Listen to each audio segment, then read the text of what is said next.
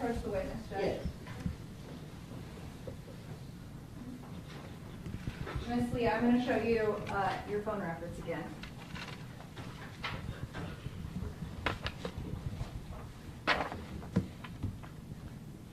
And understanding you and I had a conversation that on these records, that the time of 9:14 is actually 4:14, correct? Because these are printed in what we call UTC time. Correct. So the phone calls will start right here. So if you Right look, here. if you look at, can you move your finger for just a moment? Hold on just a minute. Ms. Lee, pull that mic back a little bit, because you're way past that mic, we can't hear you. Push it back, push the whole mic back, there you go. Okay. So if you start at 205, line 205, this is on 3/21/19. 9:14 would be 4:14 a.m. Okay? And it follows. So would you agree that you've made a number of phone calls starting at that time? Yes. Okay. Yes. And would you agree with me that on line 215 at 4:20 in the morning, you made a call for 3 minutes and 57 seconds? Yes.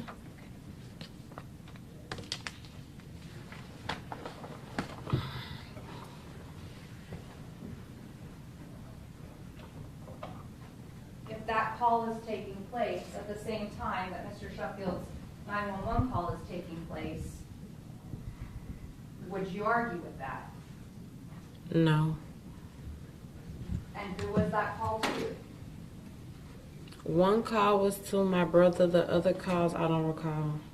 But the 4-minute call, who was that to? My brother. And do you recall how many people you called that night? No. Could you, was it a couple or many? I don't recall.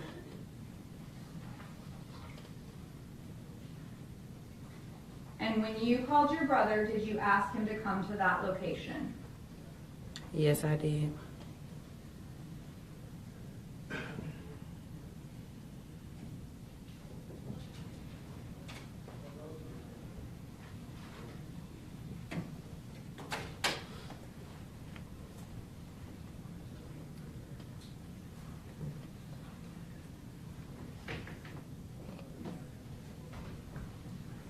The state asked you about if you recall the second ambulance coming to treat you. Do you remember at one point asking for that, and then I guess it got canceled? Is that correct? Correct. Why did it get canceled? I'm not sure. But eventually you just go into the hospital and go to the room, correct? Correct. Do you recall that an officer offered to take you to Baylor that night? Yes. And you refused that? Yes. Eventually you go to the hospital, correct? Correct. And that is not until the evening of what is really the same day, correct? Correct. So about 18 to 20 hours after this happened. I guess. Okay. Isn't it true that you didn't go until after you had given an interview to the news? I don't remember. Were you contacted by the news? Yes. You recall giving an interview on camera to the news? Could you ask that question again? Do you recall giving an interview on camera to the news? Yes. You remember if that was before or after you went to the hospital? I don't remember.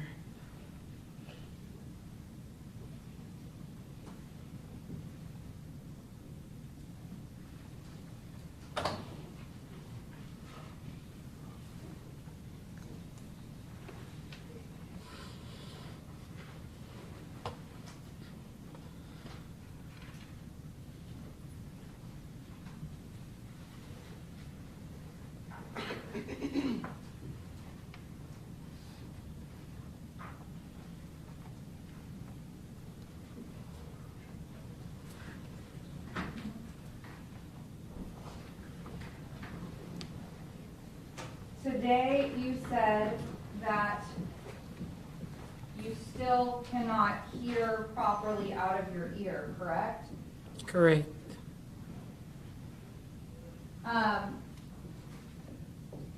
Did you have problems hearing the night that this happened? Yes. And is that something that you reported when you ultimately went to the hospital? Yes. And I understand that you went back to the hospital a couple days after that. Did you report your hearing loss then?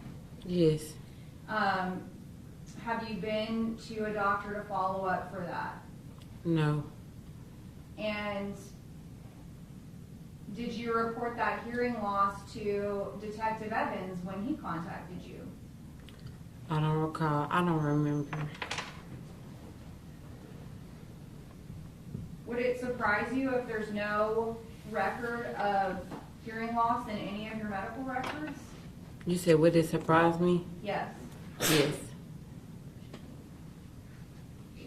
Well, you would agree that you're the person that reports why you're there, right? Right. And they have to get the information from you, the patient, correct? Right. So if you don't report it, they can't put it in a record. Right. Right.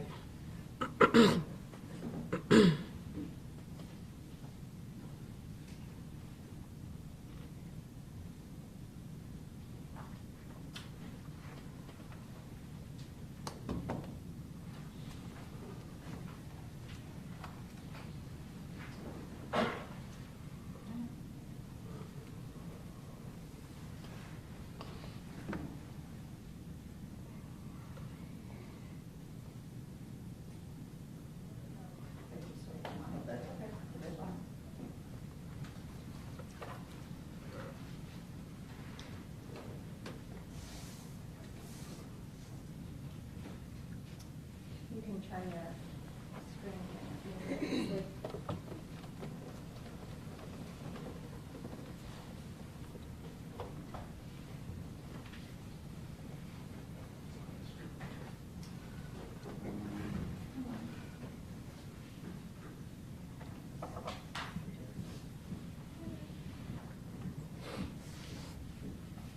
So you were provided with a summary, correct? Correct. And you were provided with some referrals to other doctors. You would agree? Yes. Did you follow up with any other doctors? No. And you would agree with me that under diagnoses, you don't have any hearing loss there, correct? No, it's one right here. They don't say hearing loss, but they looked at my ear. They did look at your ear, and they diagnosed it with a cut of your ear. See that? Yeah. And you didn't have stitches, correct? No, ma'am.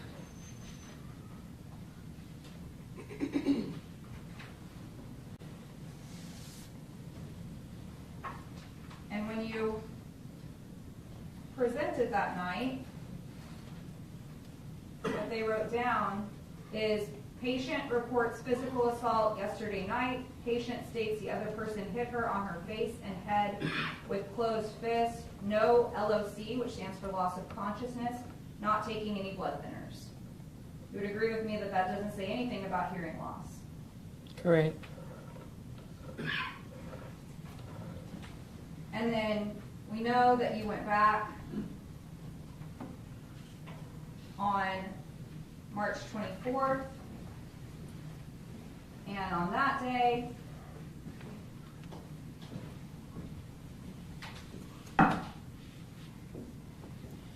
you presented and said, complaining of continued and uncontrolled jaw pain after assault, was beaten by a man a few days ago, also complains of headache and left ear pain, can't sleep on her left side, has a knot on her left temple that beats all day like a heartbeat, was seen here after the assault where workup was unremarkable, and she was discharged home with pain control that has not been working. You would agree with me that it doesn't say anything about loss of hearing, correct? Correct. And this form that you filled out, your complaint was head, jaw assault. Correct? Correct. And you've been to the doctor more than these 2 times over the last 3.5 years, correct? I don't recall. You don't remember going back to Presbyterian Hospital? No. If I have records that show you have been back multiple times, would that refresh your memory? Yeah.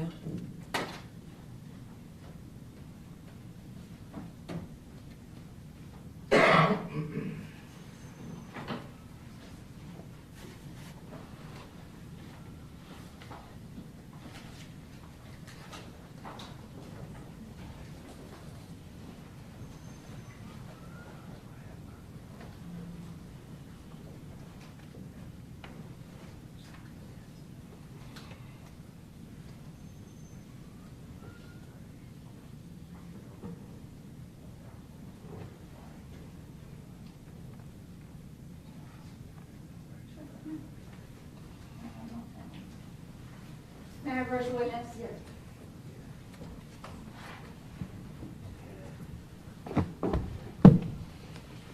Can you look through these and refresh your memory of whether or not these are hospital visits since that time? All of this? Mm-hmm.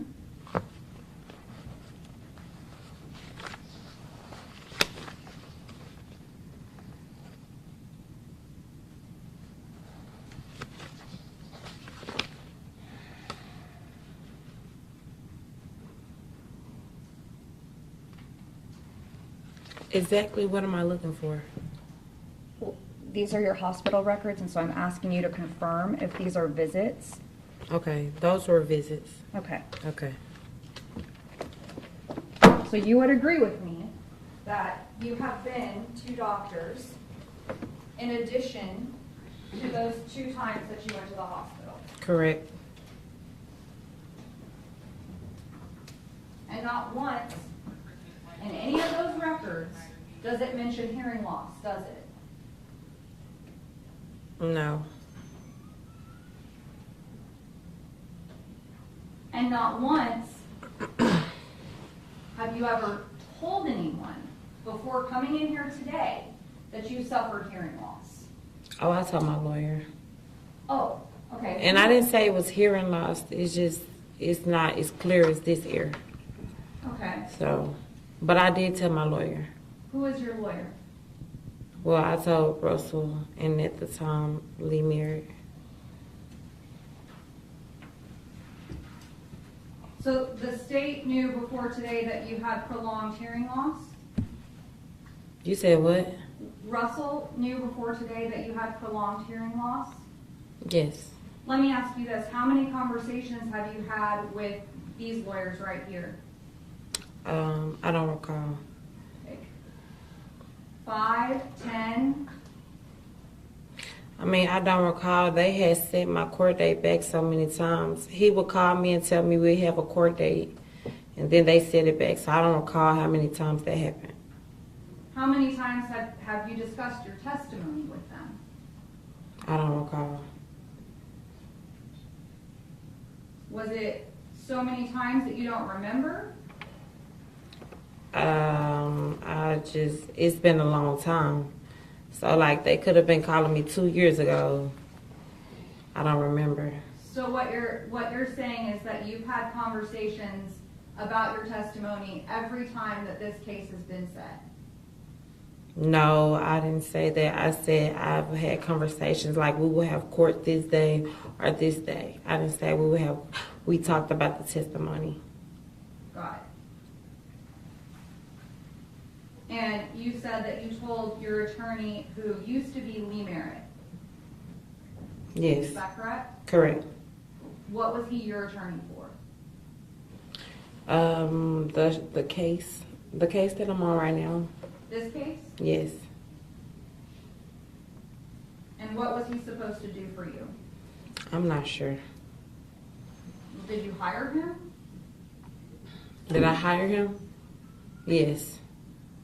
He reached out and He reached out to you. yes. And then did you pay him money? Yes, I did. And so what did you pay him for? To defend me. Defend you against what?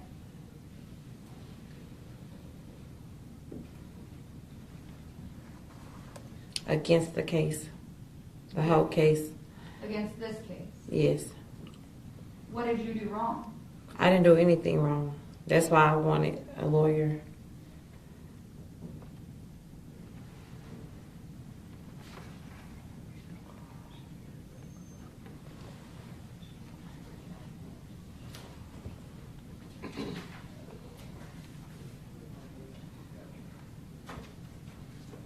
Did he speak on your behalf? Did Lee Merritt speak on my behalf? Yes, ma'am. What do you mean? Did he issue statements for you? Yes. And what else did he do for you? He was being my lawyer. Did he hold press conferences? Judge, we object to what Lee Merritt did or didn't do, Sustain. Ms. Lee, as it relates to those cases.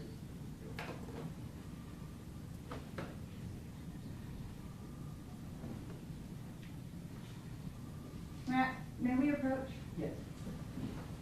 Let's go there.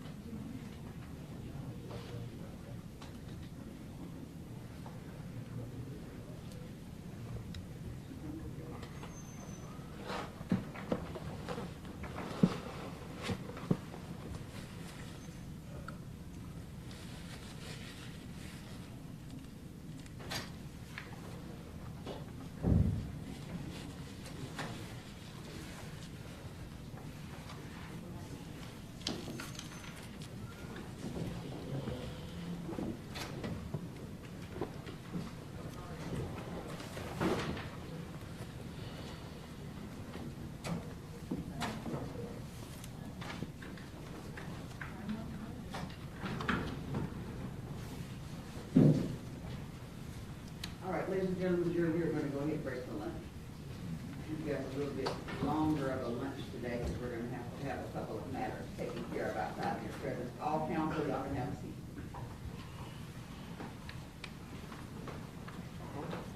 So we're going to have to take care of some matters. Just make sure that you remember all of the instructions that I've given you every time you all have taken a break. I don't even have to go over them again. I know y'all remember. So let's come back. Let's come back at 1:30. Thank you. All rise.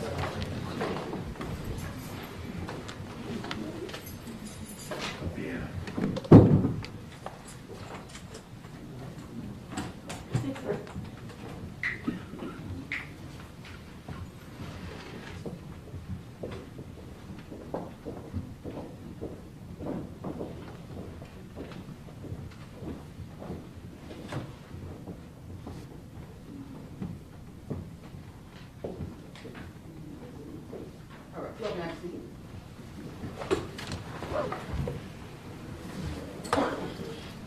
For the record, the jury has been dismissed for lunch, but we are going to have a hearing outside the presence of the jury regarding some issues that have just been brought up to the court. Counsel, you may proceed with your question. Thank you. Ms. Lee, did you receive any financial gain as a result of this case? What do you mean? Did you receive any money? Yes. How much money? I don't remember.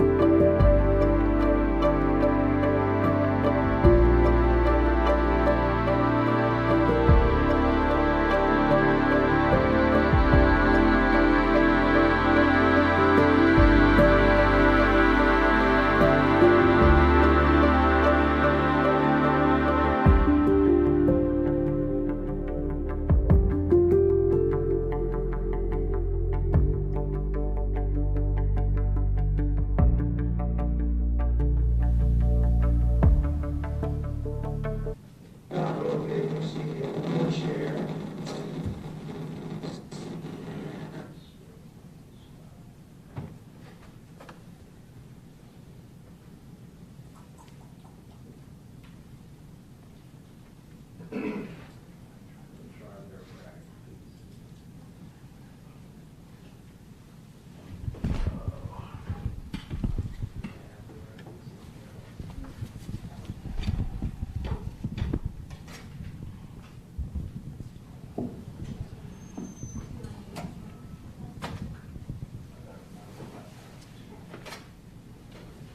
Sorry, Judge, I wanted you to try a different laptop. It's playing slow.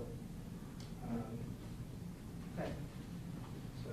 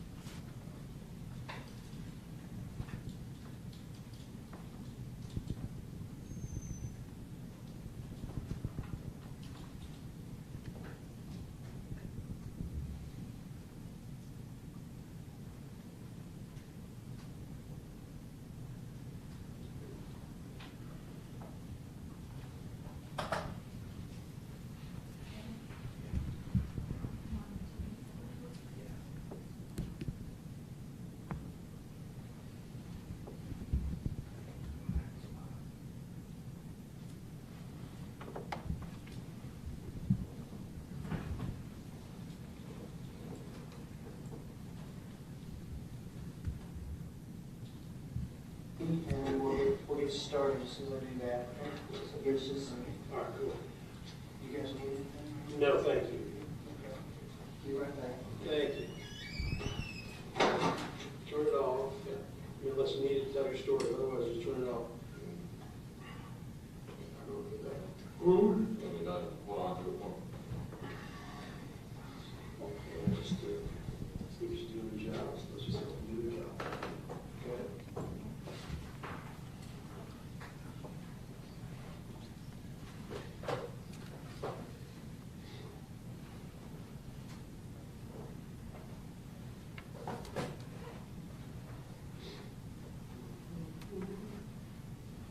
Well, they dropped all the charges against that actor. They said he made it all up What, yeah, in Chicago. which one? The actor from Empire that made all that shit up. What? He paid the brothers to beat him up and they had. Oh, I see what you're talking about. Yeah. They dropped all the charges against him. He agreed to forfeit his $100,000 bond. Your Honor, I think it's relevant, just given his former counsel talking. And we agree, we'll try to cue it to, I think it's just a few seconds where. Thank you, sir. So you have the right to remain silent, not make any statement at all. Evidence, do you want to be? Yeah. Some no-name YouTuber was trying to. Evidence, do you want to be? Evidence, do you want to be? Evidence, do you want to introduce yourself, sir? J.R. Cook is the attorney talking. Y'all filming, I'm assuming? Yes. We try to always do that. Austin, before we officially talk, I have to read this to you, okay? It says that you have the right to remain silent, not make any statement at all. Any statement you make may be used against you at your trial. Any statement you make may be used as evidence against you in court. You have the right to have a lawyer present to advise you prior to and during any questioning. If you're unable to employ a lawyer, you have the right to have a lawyer appointed to advise you prior to and during any questioning. You have the right to terminate the interview at any time. Do you understand the rights that I've read you? Yes. And are you willing to talk to us? Yes. All right, so we appreciate you coming in. We always try to get each side if we can, because it's important to hear each person's different side of the story. So, as far as, let's see. No, it's good. Yes, I did. You have the office? Well, I turned out mine. I'm just going to read out the date and the location. Okay. 2801 Elm Street, and then at 4:17 in the morning on is the 21st. Yeah, March 21st, 2019, I guess that was a Thursday morning. Yes, sir. Okay. So, kind of you tell your story, however we put some questions we'll discuss later. So I had been working at Select Start that evening. It's another one of the concept bars as part of our ownership group. Is that in the same location, pretty close? It's 2 doors down. Literally, there's Venti, which is right next to the site of the incident, and then the next door is Select Start. Yes, Okay. it's an arcade bar. What time did you get off? I had closed the bar at 2, but I didn't leave until about 4 a.m. There had been some problems with money on the books, and I had to take some extra time to make sure all the money was correct. So, Okay. I had walked outside and then started walking to my truck, and I noticed that there was a white vehicle parked the wrong way in the middle of the street on Elm Street, right in front of the hostel. I don't remember the address on that one, but And you were on foot, you said? I was on foot, yeah. And then so I walked to my truck and got into my vehicle and started pulling out into the street, but I had stopped at the driveway before I entered the street. And I had noticed that the hostel employees were outside talking to the people in this vehicle, and they still wouldn't move. So I honked my horn and flashed my lights to try and get the vehicle to move, at which point... Now, was that vehicle blocking you where you couldn't exit? Yes, she was parked the wrong way, and she was parked in the middle of the street, so I couldn't take the left on Elm Street, which is the only... You couldn't get by her? Right, I couldn't, it was, the next intersection was Crowdis and Elm Street, and she was parked right in front of Crowdis, so the only way to go down the one-way street was to take the left on Elm Street. And she was... So when you're in the parking lot, Mhm. and like you're here, Mhm. her vehicle's parked this direction, facing this direction? facing. And was it blocking you from leaving the parking lot? It was blocking me from going down the rest of the one-way street to even make a turn to get off of it. So you wanted to turn, go the correct way, but she was Facing the wrong blocking way. that, facing the wrong way? Correct. It's a two-lane street, Yes, is that right? yeah. Was she in the middle of the street? Yeah, she was parked on the, basically about 3/4 of the way over onto the white line, the white stripe lines in the middle of the street. Okay, so that's why, because even though there's two lanes, Mhm. she's in the middle, Mhm. so you don't have a lot of room to clear. Right, there was a Okay. car parked I on the understand. meter spot, and so I honked my horn, flashed my lights, and at which point her friend had exited the vehicle from the passenger side and went up into the hostel as well. So after I honked my horn, flashed my lights, she still didn't move the vehicle. So I exited my vehicle to go talk to the hostel employees to see what had going on because they had been talking to her. And I talked to a female, and she had informed me that they had been doing cocaine in the vehicle as Do you know well. who you talked to? I don't know her name. Does she work for the hotel? I'm not sure, but she was standing next to the guy that I know does work at the hostel. Okay. But I believe I've seen her working in there before as well. So Okay, so she just volunteered that to you? yes. But you don't know her, you've never seen her before? No. Okay. So at that point, she still hadn't moved the vehicle, so I approached the vehicle and told her that I'm kind of like, I'm trying to get out, I need you to move. At which point she started getting a little bit hostile with me. She started kind of being like, I'm not doing anything wrong. And then she proceeded to move her vehicle, and she was trying to pull into the parking lot where my truck was parked on the entrance to this parking lot. And as she was doing so, she had to squeeze by, and one of her tires had pulled off the pavement and was in the actual dirt side. But she was close enough to my vehicle, to my driver's side door, that I had to wait for her to move her car before I could approach my vehicle as well. But Did she ask you to move so she could get in the parking lot? No, she just pulled in. She was spinning her tires out in the dirt, trying to pull in there. So Had y'all been having a discussion, you've been asking her to move so you could get out, and she's, was it getting, you said it was getting a little amped up? yeah, it was. She had a little spat, like a little.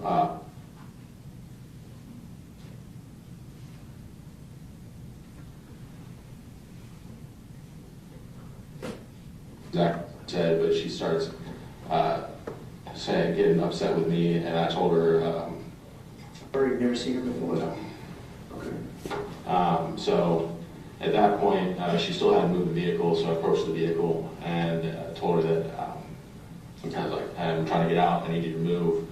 At which point she started getting a little bit hostile with me. She had started kind of being like, I'm not doing anything wrong.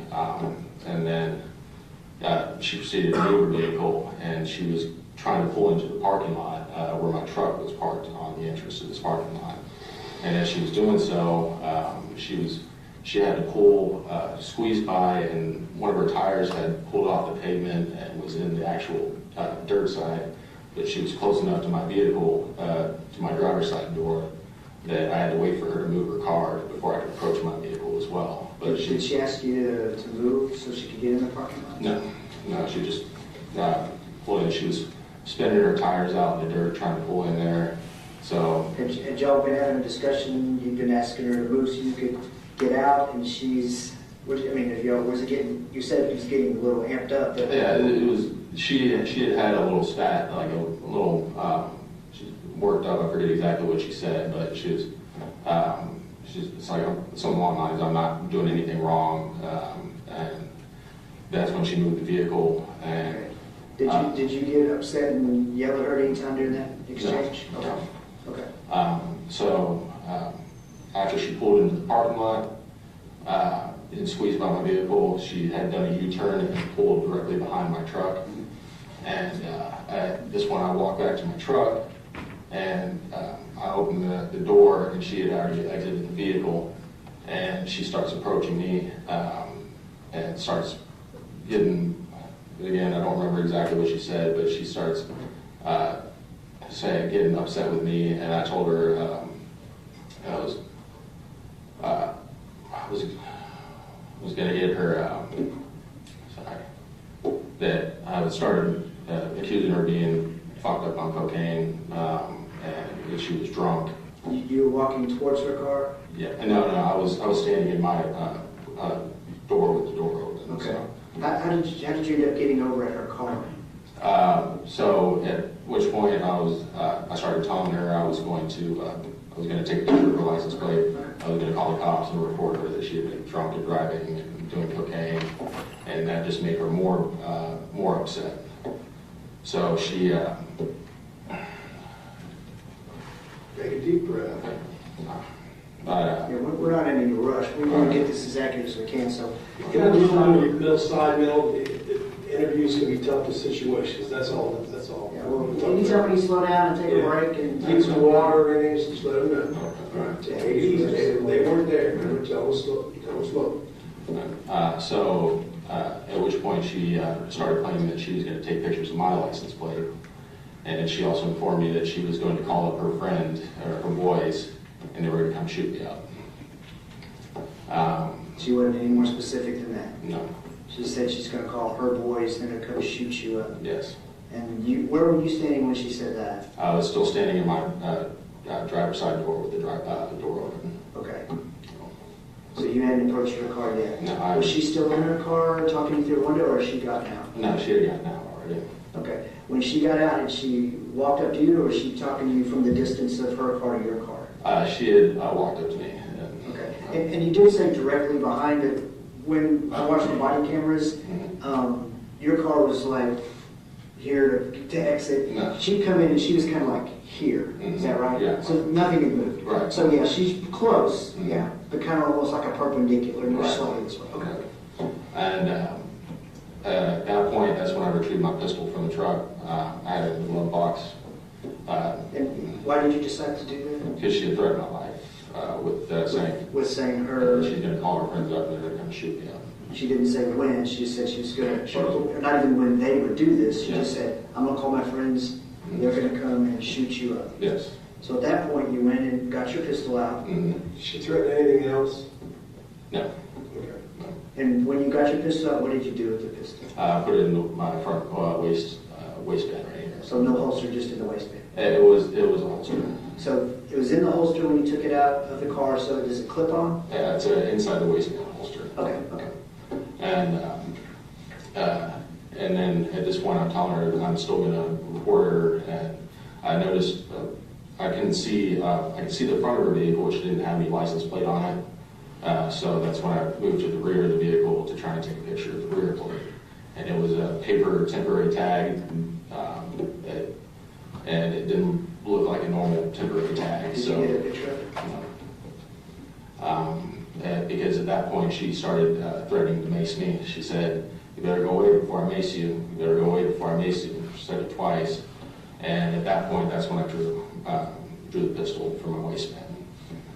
And What did you do with it when you drew it out? just put it down right by my side. I had it in my right hand. It was down by my right side, right here. Did you say anything to her when you took it out? No, it was just a display of force because she threatened to mace me, and I was. Did she see that you had the gun? Yes. What did she say when she saw that? She said, I'm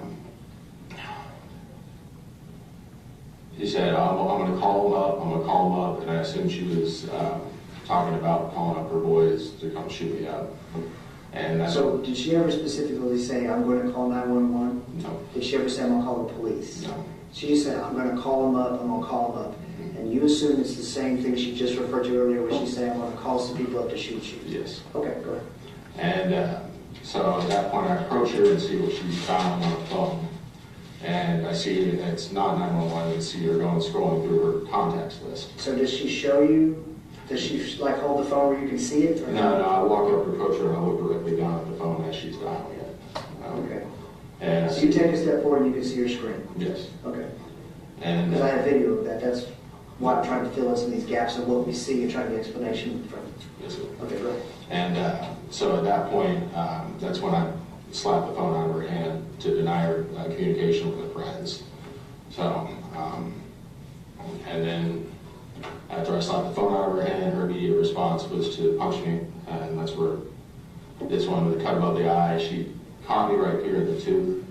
and I guess her had a ring on her finger and it slipped up and cut me above the eye. And my immediate response was to continue to hit her. And looking back now, I went to high school, got picked on a lot, been in a few fights. So getting hit, my immediate response was to respond with physical force. Looking back now, self-defense was probably one hit would have been fine, but yeah, it was, again, kind of just reverting back to my original response of getting hit before. So That's fair enough. We appreciate your honesty. Were you ever in the military or anything? yes, I was Marine Corps Reserves. The reserves? Yes. Are you still in, or No. how long were you in there? It was about a year and a half. Okay. Do you have a license to carry for the firearm or whatnot? Okay. You had it in your car just because you're allowed to have a gun in your car. Okay. Yes. You said you were coming from work, and then you closed at 2, and so you left at 4 because of the issue, and that's why you were leaving at that time. Okay.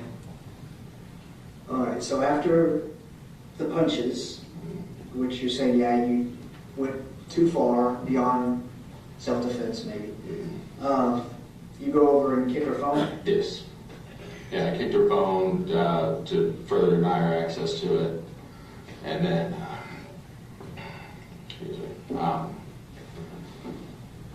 to further deny her access to her phone, and at which point I returned my truck to dial 911, and I returned the pistol in my truck because as soon as I call 911, I don't want to be armed, and that's. How long a time frame from the time you kicked the phone, which is where the camera is, how long until you call 911? Less than 45 seconds.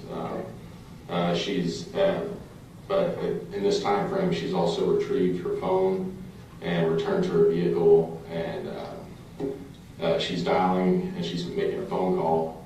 And she's also retrieved a jumper cable box, one of the charging boxes with the jumper cables attached to it. And Where did she get that from? From her vehicle. I didn't see when, Okay. but I remember her coming back after, I believe it was, she had the driver's side door open. But she approached me with that, and she was on the phone with somebody, and she was saying, she was starting to swing the jumper cable box at my windows, and When she first started that, was it the side windows, the back window that get broken out, or which one? both of them. It was the rear quarter panel window, I believe, that was broken first, or it was shattered, but it didn't break in, and then she was swinging at the back rear window, and that one completely shattered. Does she climb up in the truck when she does that, or does she? No, she does it from the ground. She's swinging over the bed. And you were calling 911 when that happened? Yes. Because I've heard that tape. Mhm. And you report, when you said the words to the 911 operator, she's assaulting my car right now, and you could hear stuff bang in the background, was that the sound of her right then at that second hitting Yes. your windows? Yes. Okay. I couldn't make out anything she was saying. Do you remember what she was saying when that was going on? She was saying to somebody on the phone that you come to Serious Pizza, which was the business right across the street. Just Google it, come out here and shoot this motherfucking white cracker up.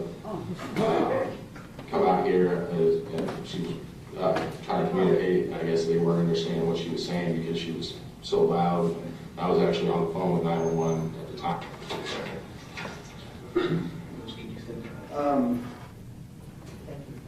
Ladies in the back, I'm gonna ask you to leave the courtroom. Those two ladies in the back, y'all need to leave the courtroom. The one with the one in front of the cameraman, yes. I'm leaving it, y'all. Me? Yes, you especially.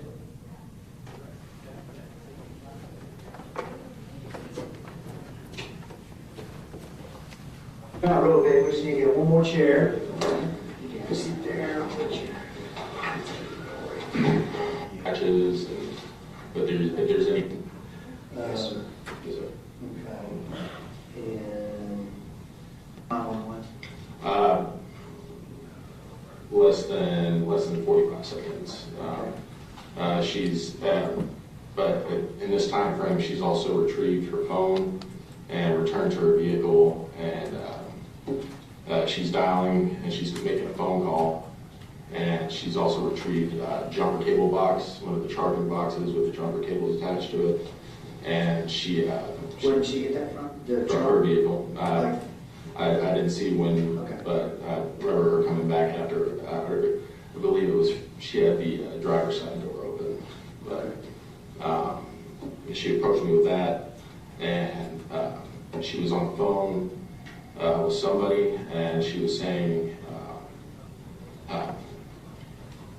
she was starting to swing the jumper cable box at my windows, and When she first started that, was it the side windows, the back window that ends up getting broken out, or which one?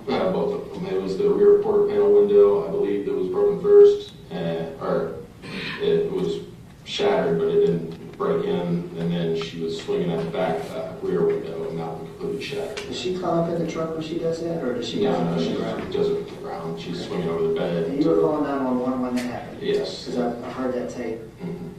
And when you said the words to the 911 operator, she's assaulting my car right now, and you could hear stuff banging in the background, was that the sound of her right then at that second hitting Yes. your windows? Yes. Okay. I couldn't make out anything she was saying. Do you remember what she was saying when that was going on? She was saying to somebody on the phone that you come to Sirius Pizza, which was the business right across the street. Just Google it, come out here and shoot this motherfucking white cracker up. Come out here, and she was trying to communicate. I guess they weren't understanding what she was saying because she was so loud. I was actually on the phone with 911 at the time, and I couldn't understand what they were saying because she was. Yeah, I heard that. Yeah. And her voice is very difficult to, we can go back and give it a second listen now that you kind of tell some stuff that you're saying she was saying, because maybe it can be easier to pick it out. But the 911 operator is talking a lot, and she's kind of voicing over a lot of the background. Yeah. So that's going to be difficult, but we can certainly, give that a listen. Did you want to ask me anything specific to your video? What we have here is Saul, and I'm handling the criminal mischief. Used to all go with one person, we would rotate. But it would always be, they would always argue that, there's always their turn last month, and so anyway, we separated. That's why there's two different detectives from two different units talking to you. If that makes sense. So anyway, I had the criminal mischief. And so you talk about a jump box, like the two cables attached to it and the little power plug, okay. And she was telling somebody to come out there and shoot this, what was it, motherfucking cracker up? Yes, sir. Yes, sir. Okay. And you said the deal was with the phone, the reason you knocked it out of her hand in the first place is because she was talking about having somebody come and shoot you. And you said you knocked the phone away, and then you later kicked it away just to keep her from doing that. Yes, sir. Okay. All right. Have you had an estimate done on that truck yet? Just the glass, because I'll try to retrieve it out of impound, and it's financed, and I don't have the title. So. We're getting the impound game, but we'll get it out. But I did receive a estimate on just the glass alone from Safe Light. It was $854 and some change. I have it on my phone. Okay. If I could get a copy of that, however. So that's just for the glass itself? Yes. That doesn't include the labor? It includes the labor as well. What other damage is there? I don't know if she hit the side of the truck. She also swung at the inside panel of my driver's side door with it. Okay. She also threatened me with the jumper cable box as well. Okay. But she also kicked the panel door as well, but I don't know if there was any other extra damage besides the windows. Okay. Well, yeah, I mean, if I went out and looked at it, I wouldn't know what, if there was all damage or no. Mhm. There's a couple of just like scratches, but if there's any dents in it, then that'll be all brand new on the driver's side. So. Okay, so basically, this whole thing started, you're leaving work.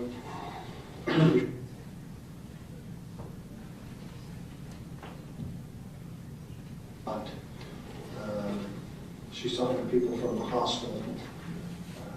And one of them tells you that she was doing cocaine? Yes. You said it was a female? Yes. Okay. She was pulling in there, and then that's kind of when the altercation started. And that was, she got mad at you because you went to take a picture of the plate and called 911? Yes. You thought she was intoxicated? Yes.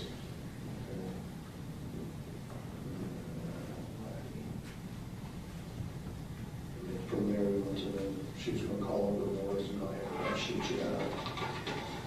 You went the phone away, she hit you, you hit her.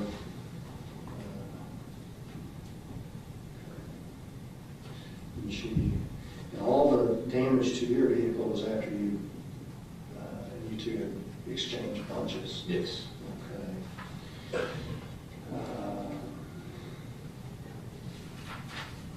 There was also a short white homeless man that approached the situation, Okay. and with what looked to be some metal object, maybe looked like a wrench at the time. Do you know his name? I do not. But There is a male listed in the report that they listed as homeless. mhm. Do you know if there's any witnesses out there that have been close enough to have heard her saying this stuff about get some guys to come shoot you up?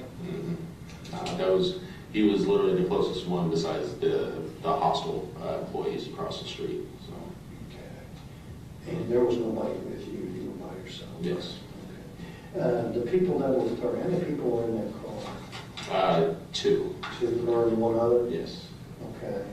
And the other person got out and left, and that was a female? yes.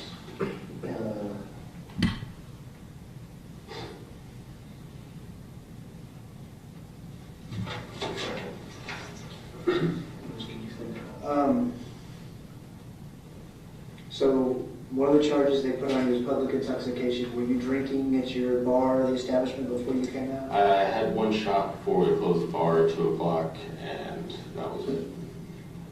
That's a confusing answer. You had one shot 2 hours before you closed the bar. I'm sorry. Would that be midnight? Okay. So one shot at midnight, do you remember what it was? Jameson. Jameson. Anything else? That was it. So you smell like alcohol. So, yeah, so the officer that did the work on this, she said she smelled alcohol on you. So you don't think anybody would have heard her comments about getting somebody to come shoot you up? Other than Yeah. she was yelling that one pretty loudly when she was on the phone. So if it was, I think the only person close enough was the homeless man that could have heard that. So Then the staff the female staff that said she was doing cocaine. I mean, I can try to see if anybody wants to talk to me about that. I don't know if they were or not, and I would like to kind of be curious to know how would they know that. You know, what's the story behind that? I would also like to know a little more about her vehicle, but nobody got to play on it. Only because she didn't really want you taking a picture of it. But she does say in the video that it's her car. So if it is her car, I would assume she still has it. So just the one drink, and then we talked about the assault part. Do you have a little bit to stick around so we can? Or have you taken pictures of your eye? Did you have any cuts inside your mouth? Or? no, it's literally the mugshot is the only picture I have of. Do you have a moment to stick around? We get our PS people at least document your injury there on your eye. Yes, sir. We try to be fair on both sides. Is that okay? Like I said, I've talked to both of y'all. This is bullshit. Speak your mind. It's okay. Well, I know, but it's an altercation between two people. One has to be a male and a female. One has to be white, one has to be black. This has nothing to do with any racial. He didn't say anything negative. Sir, with respect to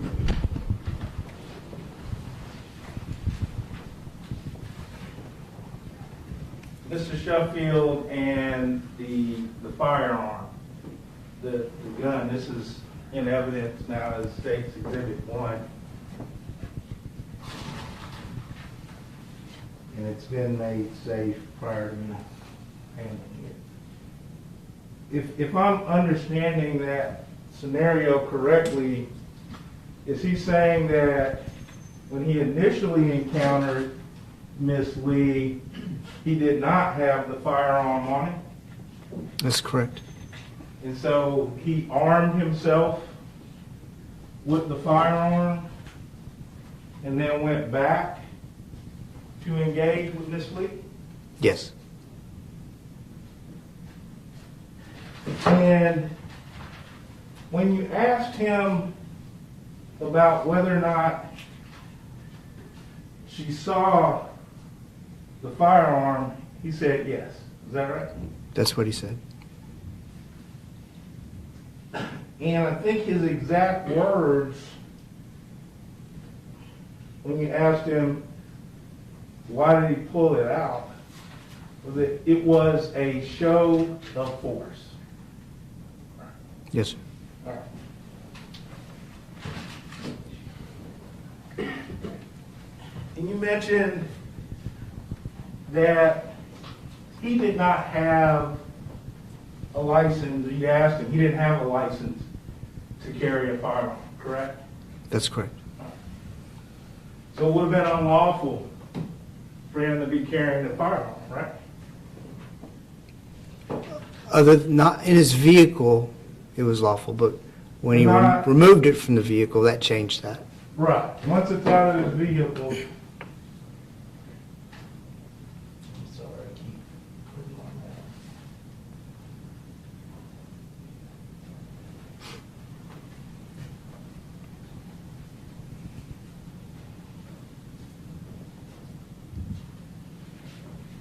We have some still shots from the video. You can see we're not, clearly not technical people with.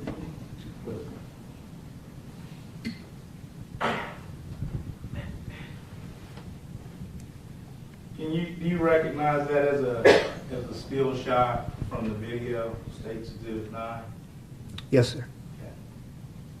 At that point in time, he was unlawfully carrying the weapon, correct? Yes, sir. Look at the meeting, Your Honor. Yeah, just be conscious of it, please, Mr. Wilson.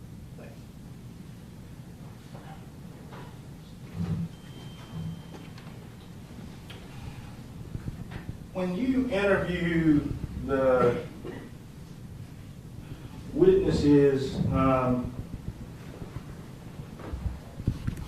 do you actually show them, well, I noticed, for example, you don't show them the video contemporaneously or at the same time you're doing the interview? Which specific witness are we talking about? Okay, let's talk about the defendant in this case, and just this video right here. I noticed when you're talking to them, so for example, in here, if we're playing the video and asking questions, you don't show the video at the same time that you're doing the question. No, we don't. Okay.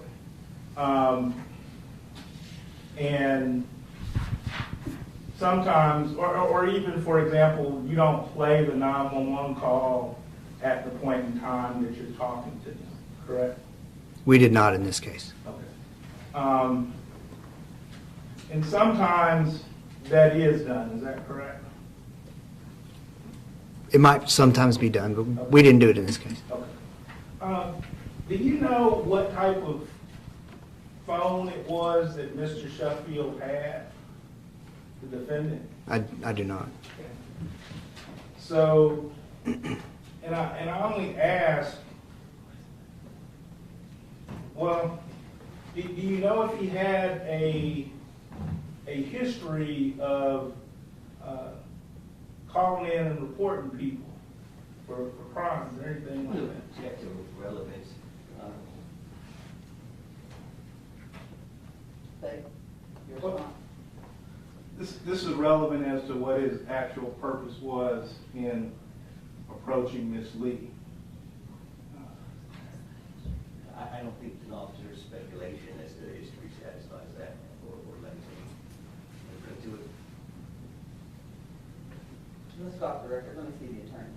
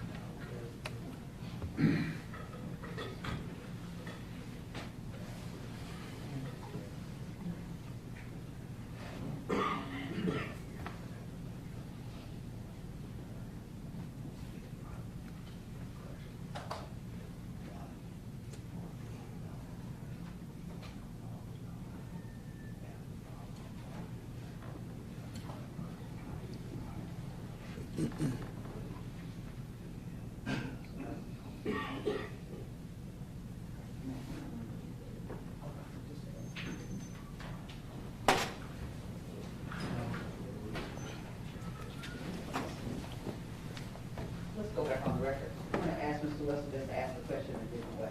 Yes, ma'am. Name. In other words, sustain Mr. Levine.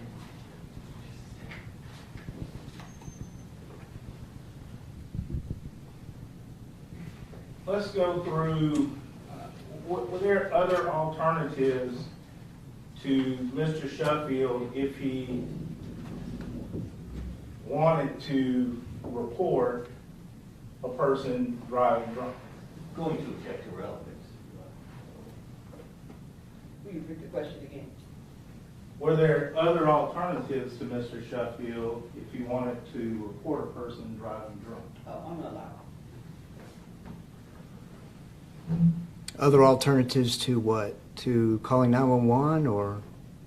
Well, let's see if we can go on my computers.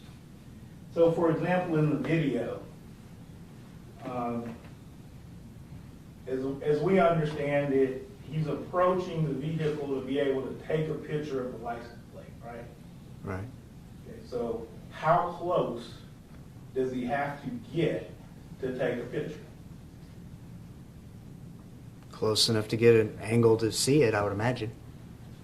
But like, so, and I only ask, so for example, if I have an iPhone and I want to take a picture of the sign on this door,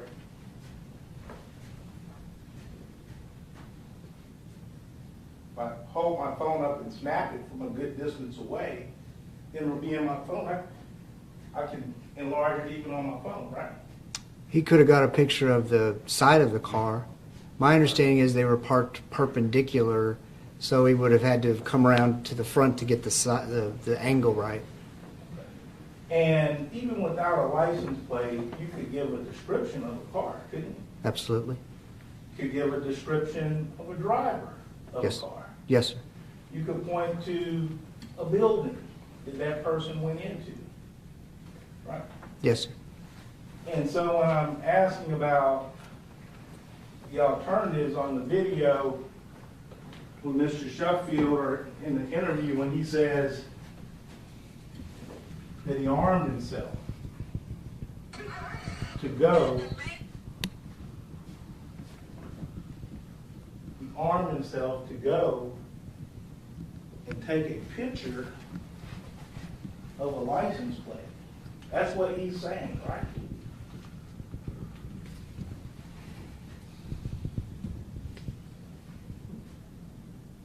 It wasn't exactly kind of what he said. I mean, he said when I asked him why he was armed, he said he pulled it out because of the threats.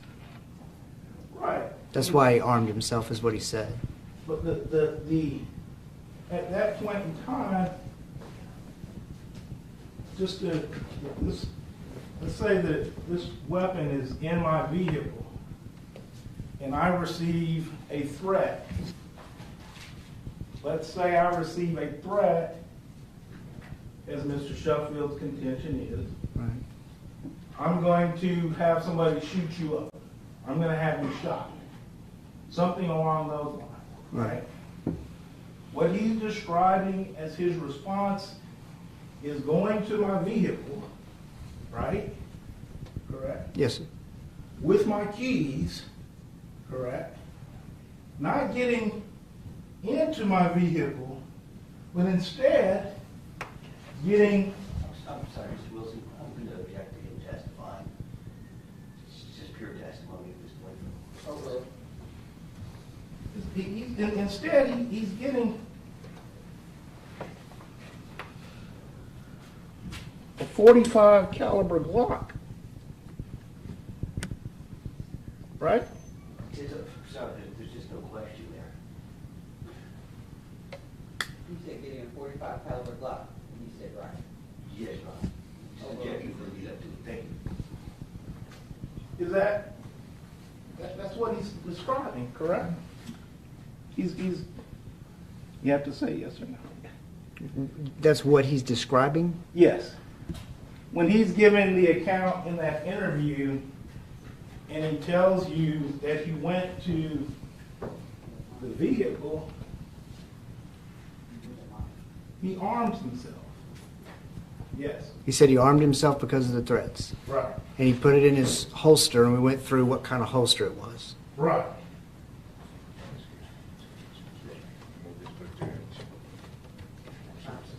Okay. And so just with respect to alternatives there, he certainly had, one, he had the ability to call 911 at that point, right? Yes. And he had the ability to drive away at that point, right? Yes, sir. And it was his choice to not do those things, correct? Yes, sir. Did he say at any point why he didn't tell the 911 operator that he had armed himself? I don't recall that. Because by March 25th, at the point in time that he's coming to talk to you, the video has been put out on the internet and circulating around, correct? Yes, sir.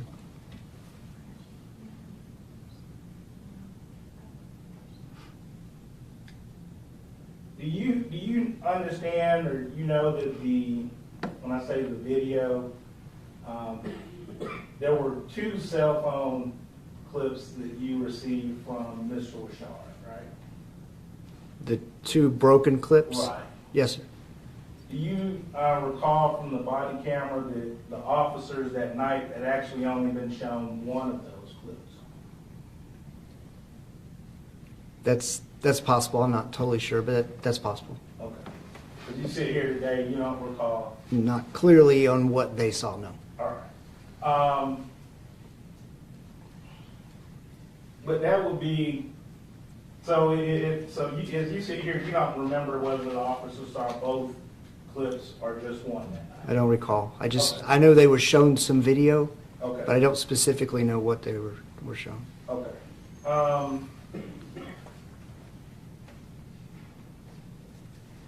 But by the point in time that Mr. Sheffield is coming to visit you, you are aware that there are the same 2 clips that you received are floating around on the internet. Is that right? Yes, sir. In fact, was that where you first saw them before you interviewed Ms. Lee?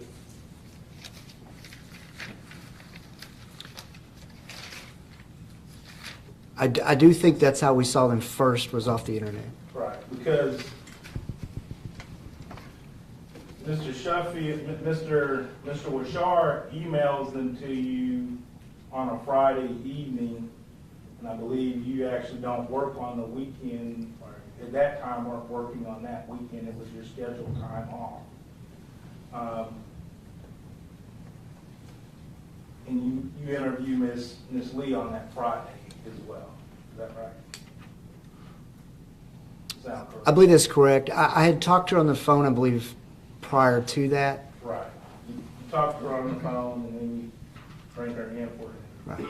But at the time of those interviews, you don't actually have the videos or the audios, for example, that we have in here in court today, right? I don't know if we pulled them off the internet, because they were on the internet like the next day, right? Okay. So we may have already grabbed them up, so they could have been where we had them on our computers. Okay. Well, and again, even if you did have them on the computers, at the time you're talking to the folks, they're not being shown contemporaneous, right? Correct. We're not showing them in the interview rooms. Right. That's right. And sometimes that's helpful for people to see and hear exactly what was said, so that they can then speak exactly to those instances that they are being shown.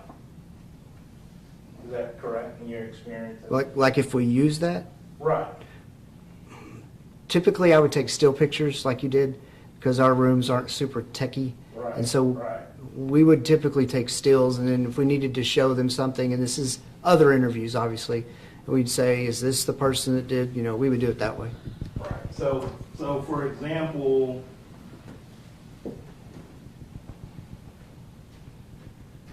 that's how, for example, like if you wanted to be able to ask Mr. Sheffield specific questions about this particular instance, you could show him the photo and say, tell me about this particular instance in time. We could.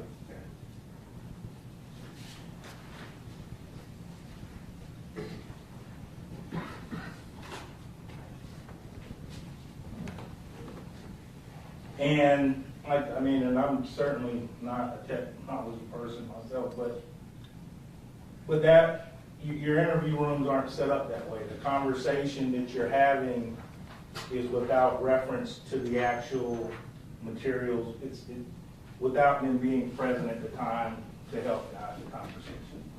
I'm just asking him to tell his story. Right. Did he say anything about, and I didn't hear him say anything about Miss Lee saying to him, you're fixing to get dealt with. Never, when he came in with his attorney on March 25th, 2019, never said that had been said, right? I don't remember that. Right.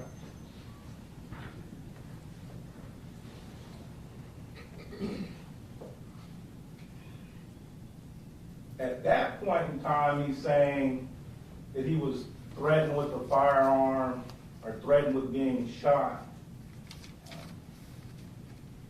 before he even goes back over to take a picture of the license plate, right? Right. He said it was while he was still in his door. And with respect to, he wasn't asked, he talked about her threatening to Mason. You recall that? Yes, sir. Okay. But she didn't have any mace, right? She said in her interview that she did not. But as far as did anybody search her vehicle, to see, we did, there was no search performed. She Right. told me she did not have it. But did you ask him when he was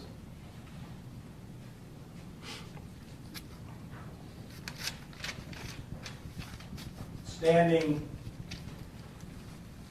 less than arm's length away, if he was worried about being maced? We didn't discuss that.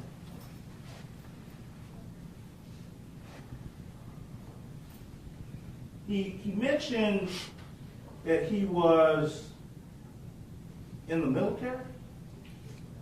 The reserves or something like that. So he had been trained in hand-to-hand combat? Did they approach you on it? Did we approach? Yes. Stop the record.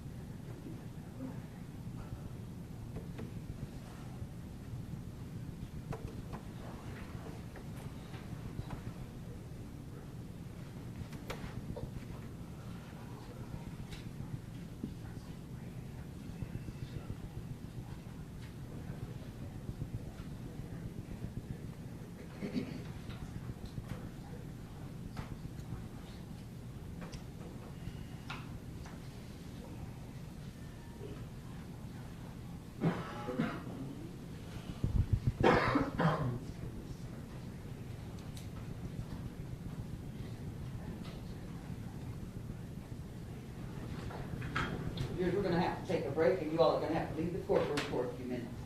So, let's go ahead and take them out,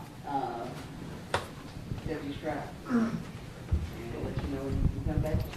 All rise.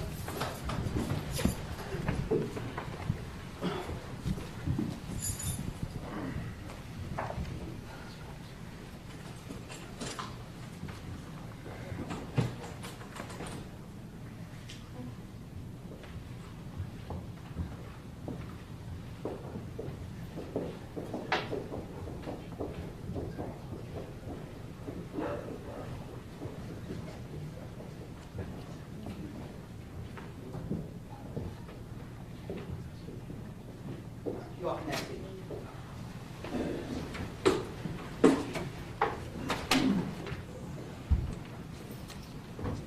All right, so you all put on the record what is the issue as it relates to, your objection.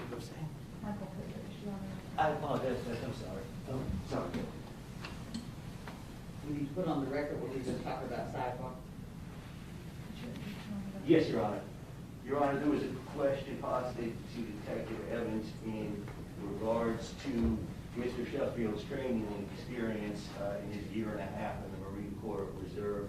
The suggestion being that his hands are now a deadly weapon. My first objection is we had a very specific motion of limine in regards to this as far as introducing any testimony that he was ever in the military.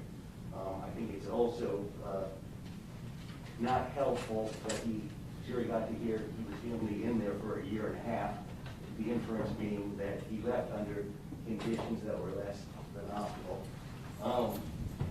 I don't think respectfully Detective Evans can testify, though, unless he was a Marine. No, sir. Okay. Unless... Excuse me, please don't ask any questions. I'm sorry, Judge. Sir, please don't answer. Yes, ma'am. I'm sorry, Judge. Unless he was a Marine, I don't think he can testify as to what his training and experience is. I don't think the Marine Corps training is such that people can make a per se deadly weapon argument about someone's hands. The second question he wants to ask him is if he had all that training and experience with him on March 21st of 2019. I just think that's so speculative, Your Honor. I don't think that Detective Evans respectfully can answer that. He doesn't know what he had with him. He didn't know if he had a head injury before that. He didn't know if he just had back surgery. It's too speculative. Thank you, Your Honor. Okay. Wilson? The detective asked the question during the interview, and we think there was a reason for asking that. We have alleged hands as a deadly weapon, and the fact that he was previously in the military is relevant as to the defendant's knowledge of the use of his hands, whenever it was. The detective, we don't intend to go any further than that. It's just a follow-up related to that issue, which was addressed in the exhibit. It was played for the jury. We won't go back to if they're concerned about the length of time being an issue. Our issue is what you see on this video is a Marine Reserve or former Marine Reserve landing these punches. And it's what's his knowledge of his abilities. And whatever the training was, that's, in our view, that's an issue for a jury. I don't want the detective to go beyond what he knows, but we do think that's entirely relevant. I don't know, I will allow the testimony to the extent that you are very limited in what you're asking, based on that motion in limine, and that you are just very careful with treading lightly, and I'll allow the witness to answer. Your Honor, If he knows, yes. I apologize. Just for record purposes, may I just fill in Yes. something? Our motion in limine was as specific as could be, and it was granted, any reference, suggestion, or comment that Mr. Sheffield was in the military was military trained for his separation from the service. And so they knew that that was in the exhibit they were introducing. And it's not for us to stop them when the court has granted a motion to eliminate already. That was just a blatant violation of it. They knew it was coming in, and they did nothing about it. So I think that's another reason to exclude it. We lacked notice in light of the court's granting the motion. And also, there's never been any discussion at all about whether or not his Marine Corps training had to do anything with it.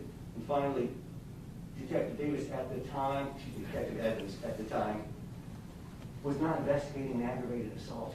So we know he wasn't asking him about that. He was asking him for other reasons. He was investigating a Class A misdemeanor assault. So it's a false impression with the jury. Thank you, Your Honor. Okay. And Mr. Wilson, would you like to respond to that based on what you said sidebar? Now, I think we've fully responded, and we will follow the court's ruling, and we'll try to keep it moving. Okay. So let me tell you what I am going to do. That means that based on the previous ruling, I am making a change and make a limited exception as to what can come in based on what we've just seen and heard. All right. Thank you. And it was not our intent to violate. We didn't even know for sure at what point Detective Evans is going to be called. And so we would have only, and certainly they never said on the break, and they did know we were calling Detective Evans, that we need to approach regarding, even the stuff regarding the conference with the attorney, which we would have agreed to. But it just didn't happen. There wasn't any. So we're ready. Let's keep going. Okay. All right. You all can have a seat just a minute because I want to do something else before we get started. Deputy Stroud, bring those two people that I excused from the courtroom up, please. Come on up, ladies. The two of you that I excused out of the courtroom. Come on up. Come on, come on, come on, come on.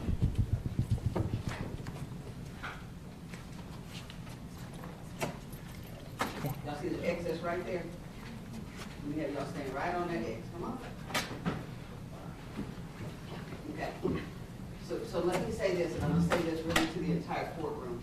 I need everybody to respect the decorum of this courtroom. The things that we do in here are very serious.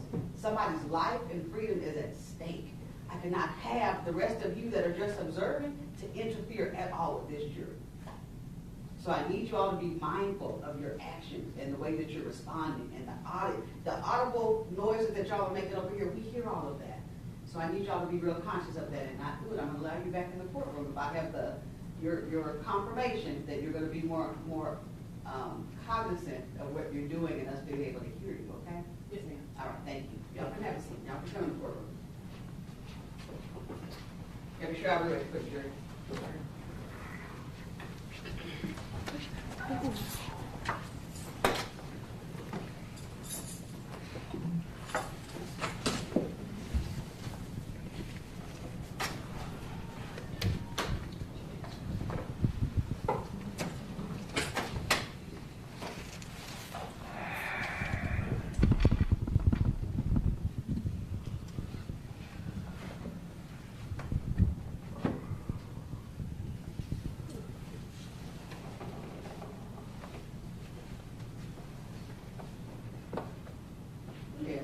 Y'all ready with all your audio and video stuff?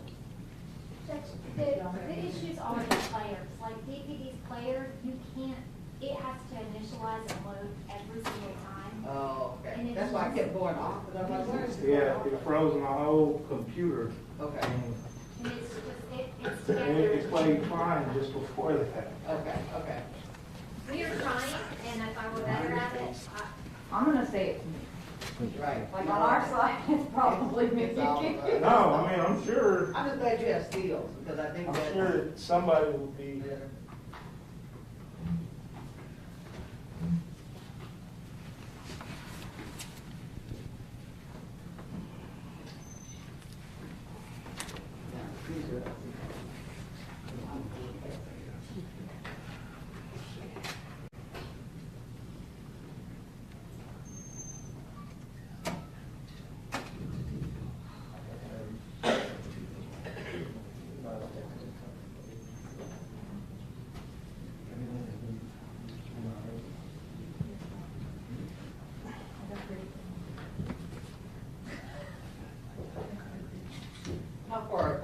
you all look at your chart?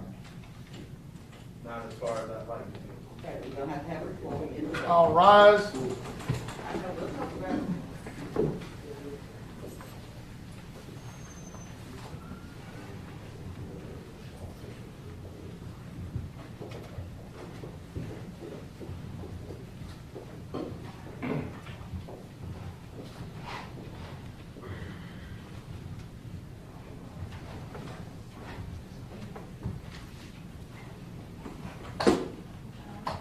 You all may have seats.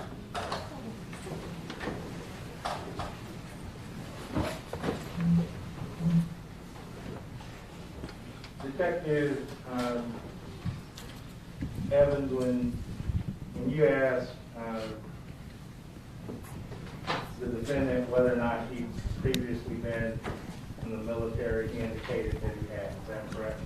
In the reserves, yes, sir.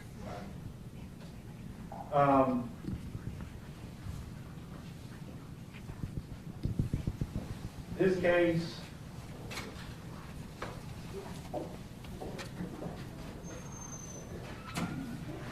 let's go through this. This case ultimately was referred to the Dallas County Grand Jury. Is that correct? Ultimately, yes, sir. And the way that a case works is you gather information as the detective. Is that right? Sorry. That just means did you hear my question? I didn't hear it finished, I'm sorry. Sorry. As a detective, you gather information, right? Yes, sir. And your information is then, or can be submitted to a grand jury to evaluate as well. Is that right? That is an option. And the grand jury can make a decision to indict or not indict, correct? Correct. And then, if a case is indicted, a jury makes the final decision on guilt or innocence for any particular offense. Is that right? That's right. And so, the primary job of law enforcement is to gather information, right? When you say law enforcement, you mean Right. detectives? Yeah, a detective, public safety. Gather information, investigate, and then, put the case together to present, to put the charge forward to the district attorney or the grand jury, or however that goes. All right.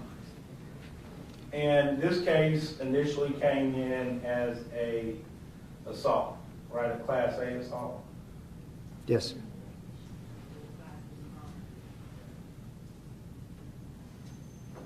That the officers that night charged it as a Class A assault, right? Yes, sir. And then you gathered additional information from what the officers that night had. Is that right? Yes, sir. And then you don't know if additional information or what additional information was gathered even after that. Is that right? I don't know what, maybe the district attorney, the DA, I don't know if they did other stuff, Right. if that's So what you're saying. For example, you didn't seek out Ms. Lee's cell phone records. The district attorney said they were going to do a lot of the cell phone records, so they took that on, so I wasn't going to double the workup, obviously. Right. And so, and you wouldn't have spoken to Dr. Fawcett, right? No. And you wouldn't have found the records related to Mr. Wishard's Facebook page, right? Correct. So, and cases go on in an information gathering phase all the way up until the time they go to trial, right? Are you aware of that or not? It can. Okay. All right.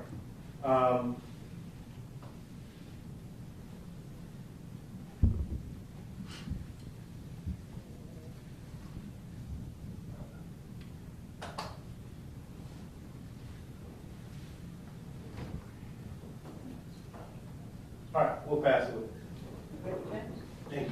Detective Evans, you've been with the Dallas Police Department for 28 years, correct? Yes, sir. Okay. And where have you worked? I mean, you don't have to give us the whole list, but I did 19 years in patrol at Northwest, trained rookies for 7 years of that. And I did 2 years in the as a property crimes detective at Northwest. And I did 6 years as a detective in the assaults unit. And now I've been in special investigations for 1 year. and what do you do in special investigations? We investigate police shootings, security guard shootings. We do death in custodies, cold case homicides. It's almost got a civil rights element to it, what you do now, doesn't it? It can. Okay. I mean, you're investigating police, you're sometimes charging police, are you not? Sometimes. Okay. In that 6 years with the assaults division, I'm guessing that you've had occasion to charge hundreds of different defendants with every variety of assault under the sun. Yes, sir. Okay. Probably hundreds of defendants, Yes, literally, sir. right? Yes, sir.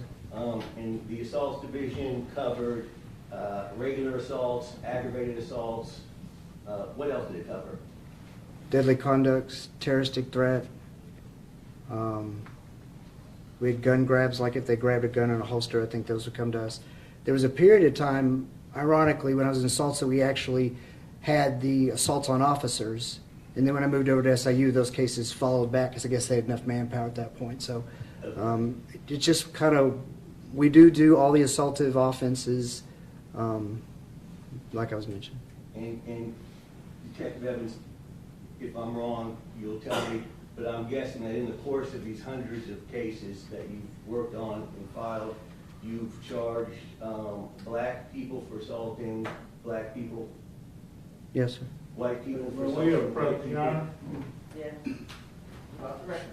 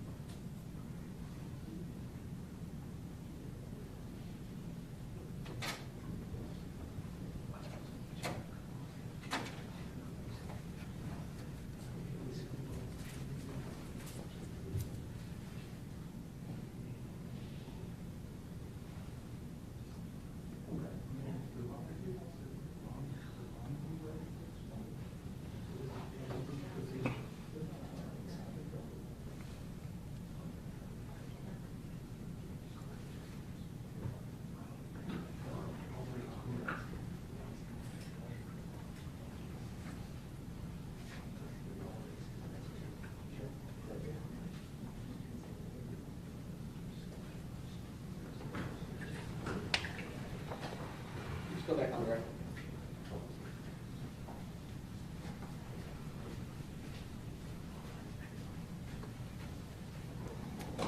Thank you. Detective Evans, it's fair to say that you've investigated assaults of every shape, size, and stripe out there pretty much, right? Yes, sir. Okay. And you were the lead detective in this case, correct? Yes, sir. And as the lead detective, you did a number of tasks that were part of your investigation, correct? Yes, sir. Okay. Those included talking to the officers that were at the scene, right? I didn't have every officer come in and talk to them. I watched the body-worn cameras, and I brought in a complainant suspect, got 911 audio, saved body-worn camera, canvassed the location for video. Okay. That was the bulk of what I did. Would you agree with me if I told you that you spoke to Guzman, Addison, and Daniels? That you actually spoke to them? It's 3 years ago. I mean, I don't remember that, but you might refresh my memory. I don't know. Okay. But you got the body-worn cameras, you watched all of those, correct? Yes. You spoke to Philip Bouchard, Yes. right? On the phone. On the phone, okay. You spoke to Ms. Lee, once on the phone and once in person, That's correct. correct? And you spoke to Mr. Sheffield how many times? I suppose just the one time he came in, because the other was the lawyer. Okay, I think I understand what you're saying. And he was under no duty to come in whatsoever, correct? Correct. All right. When you made your charging decision, you had all the evidence that we have now, correct? You have the Wishard videos, right? Yes, sir. The body cams, the statements from the witnesses, Mr. Sheffield's side of it, correct? Yes, sir. Okay. And at the conclusion of that, you made the same decision as the sergeant out there, correct? In terms of what to charge him with?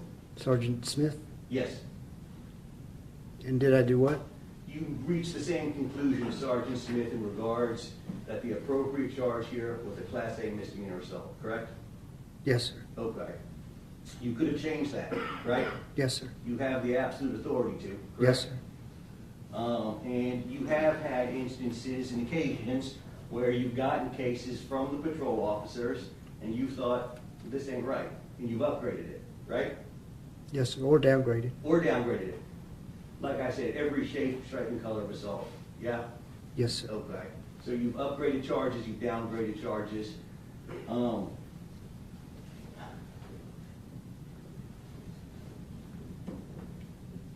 You reached the same legal opinion as Sergeant Smith, correct? Object to describing it as a legal opinion, not an attorney, a police officer. Just rephrase it. As part of your job when deciding the charge, what you're doing is you're applying the facts, correct, to the law, right? We call it meeting the elements of the offense. The elements of the offense, okay? And when you say the elements of the offense, every crime in Texas has certain elements, correct? Yes, sir. And that's something that you obviously, as it's in the name, law enforcement, you need to know the laws, right? Yes, sir. Okay, so you receive a bunch of training as a patrol officer, right? Yes, sir. And then continuous training, right? Yes, sir. And when you were in the assaults unit, you received specific continuous training in regards to assaults, right? It would be probably the on-the-job training. Okay. Or might it be that assaults are so common and the elements are so common that it really doesn't take additional training after, in terms of the law? Is that fair to say? Yes, sir. Okay. The law is extremely well established in regards to what constitutes an assault and what constitutes an aggravated assault, correct? Yes, sir. Okay. Now, after you made this determination, in fact, you told Ms. Lee that you were charging Mr. Sheffield with just an assault, correct? And interfering with a 911 call. I don't remember my exact words to her as far as what I told her. I don't remember. I looked at the video, but I don't remember if I may have specifically gone through that with her, but I don't remember my exact words. If I represented to you that you did in that phone call to her, do you have any reason to disagree? No. Okay. And she didn't jump up and down, she didn't ask to speak to your supervisor, she didn't get upset, that you can recall, correct? Correct. Okay. And you went through it with Ms. Lee, step by step, if you remember, or if you'll accept my representation, you went through explaining to her that, look, we have to meet these elements, correct? Yes, sir. Okay.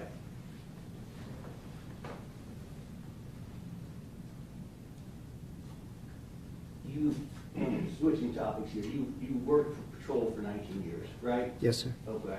You had citizens call in DWIs to you before? Yes, Call sir. dispatch? Dozens of times? Several times, yes. Okay. Did you like that or not like it? Do you have any thoughts on it? Did I like them calling or like responding? Yeah. You think it's proper? You think it was Yes, proper? it's Okay. fine. You didn't ever say to yourself, here goes another Budinsky. I wish he wouldn't call, did you? No, sir. I've called in a drunk myself as a civilian off duty. Okay, okay. Often when you would get these calls, or certainly when you would call in as a civilian yourself, I imagine you wouldn't just tell them it's a white Malibu, would you? You would give a license plate if you could, right? Yes, sir. And the judge is gonna object to relevance of what a police officer would do when calling in a drunk person as opposed to what happened in this case. Your Honor, they've elicited opinions from almost everyone as to the propriety of his actions. And that's why I'm asking him. I'm also asking him in the context as a An objection, his narrative in his response to the objection. Sustain. Same. Rephrase what you're asking. Okay. Would you typically receive license plates when you were working as an officer, when you would get a call from a civilian to report a DWI? Yes, sir. Okay. And the reason is because cars are fleeting targets, right? Object calls for speculation, which civilian, which day, in relevance. You can answer that. Could you, I'm sorry. Sure. The reasons people give license plates is because cars are fleeting targets, and sometimes you don't know which officer's going to get it. It's the way to identify the car, right? It's a specific identification for the vehicle, yes. Okay. Now, I want to talk to you about March 21st of 2019. There was a question to you about the propriety of Mr. Sheffield carrying a firearm in his car and then removing that firearm from the car. Do you remember that? Yes, sir. And you testified that it was okay for the firearm to be in the car, correct? Yes, sir. And when I say okay, I mean it wasn't a crime. And then the state suggested to you that Mr. Sheffield was UCW, or unlawfully carrying a weapon, misdemeanor offense, if he removed that firearm from the car, correct? Yes. Okay. But there are exceptions to that. Yes, sir. Okay. One of the exceptions would be if your life was threatened, you could take the pistol out of the car, correct? I don't know the specific black and white exceptions other than I remember you can carry it to your house back and forth. Okay. But as far as bringing out self-defense, I don't know if that's listed under those, because I would be guessing if I said yes or no. Okay. Well, now, currently, as we sit here today, you can carry that gun wherever, pretty much. It's right? different, That's it's a different certain place. today, yes. Okay. But as an officer in your experience, and based on your experience with the law, it makes sense that if you could defend yourself with a firearm, you could remove that firearm from your car if you need to defend yourself. Yes, sir. Okay. And certainly, let me talk to you about the law of self-defense a little. In order to exercise self-defense for yourself or for someone else or for your property even, you don't have to wait until the actual harm happens, do you? No, sir. Okay. You don't have to get punched in the face before punching someone, correct? If you have a reasonable apprehension that they're going to punch you. With objective, the detective is attempting to testify as to the law. The court will instruct the jury on the law applicable to this case in the jury instructions provided by the court. The testimony would interfere with the duties of the court and attempt to confuse the jury regarding what the law is. We object to an area of objection. Your Honor. Sustain. Thank you. And, Your Honor, I'm questioning him as a 26-year veteran, 28-year veteran of the force. Judge, you were stating minor injuries. I was just saying, his objection, Oh, for sorry. you not to ask him those, the question you were asking. Okay, okay.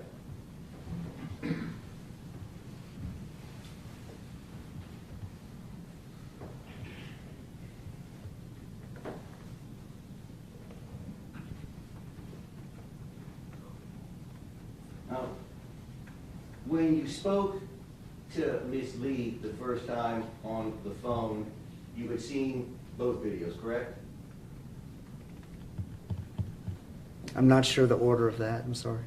Okay. Certainly by the second time you spoke to her, when you spoke to her in person, you had seen everything, correct? Yes. And you asked her to bring medical records with her for you to look at, correct? She brought some. Okay. So the suggestion that you didn't see any medical records is incorrect, right? She provided them. I mean, she gave me what she had from where she went. Okay.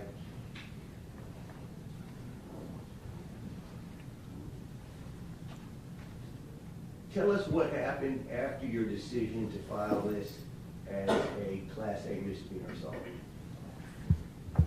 What happened from there? As far as The charge. why it became a grand jury referral, Just where it went, where that Class A misdemeanor assault went. Just track it for us if you can. So there was some discussion, we'll say above my pay grade maybe, and there were some statements directed to me to move it to an aggravated assault. And even though these people were above my pay grade, I said I didn't feel comfortable doing that because I didn't feel like I met the elements. And so after some more discussion and time, I said, finally, I will do a grand jury referral, and that way the decision is someone else's and not mine.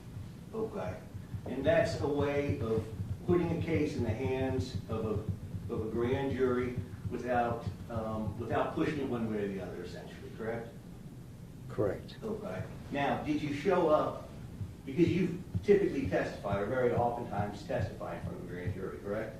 That's typical. Okay. Were you allowed to testify in front of the Dallas County grand jury in this case? I did not. Okay. Subject to I guess the thing would be non-responsive. He's saying he didn't, but he's asking, was he allowed to? I'll ask him another question. Okay, just that. It's fair to say you came down to the Dallas County Courthouse and waited all day to be called as a witness in this case to testify before the grand jury, and you were never called. Correct. It was 4 hours. It wasn't all days. Okay, 4 hours. And who runs the grand jury? The defense, the state, right? Prosecutor. District attorney. I mean, they sit in with us most of the time when we present. Okay. We're not allowed in there, correct? To your knowledge, the defense isn't, if you know. Not to my knowledge, no. Okay. Now, you also spoke to a prosecutor in this DA's office named Glenn Fitzmartin, correct? Over the phone. Okay. And Mr. Fitzmartin is one of... Objection regarding any conversations with the district attorney's office. I believe that's again a motion to limit the issue. I don't know that it is. If you'd like to approach, obviously. Yeah, let's do that. Let's go for it.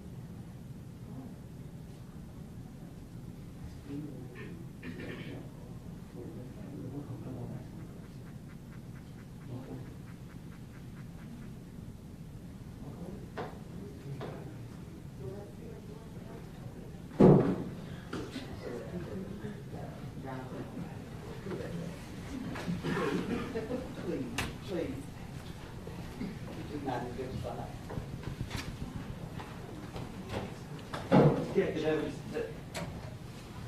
let me clarify.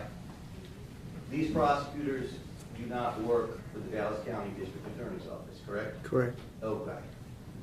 So if there was any suggestion that they did or that anything you spoke to them about was with these prosecutors, I don't mean that. But let's talk about these prosecutors, because you have spoken to them on numerous occasions, correct? Yes, mostly in emails, but several phone conversations. Okay. Was there at some point any suggestion or, to your mind, any chance that they weren't going to call you as a witness today?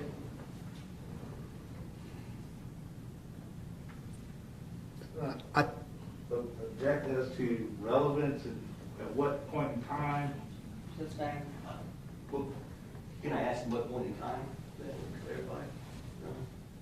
you don't know if it's that relevant. Are you leading to something? Are you getting to some issue as it relates to that? I don't want to admit speaking objection. So, would you like to come back up, or would you like to put on the record? I'll move on. All right.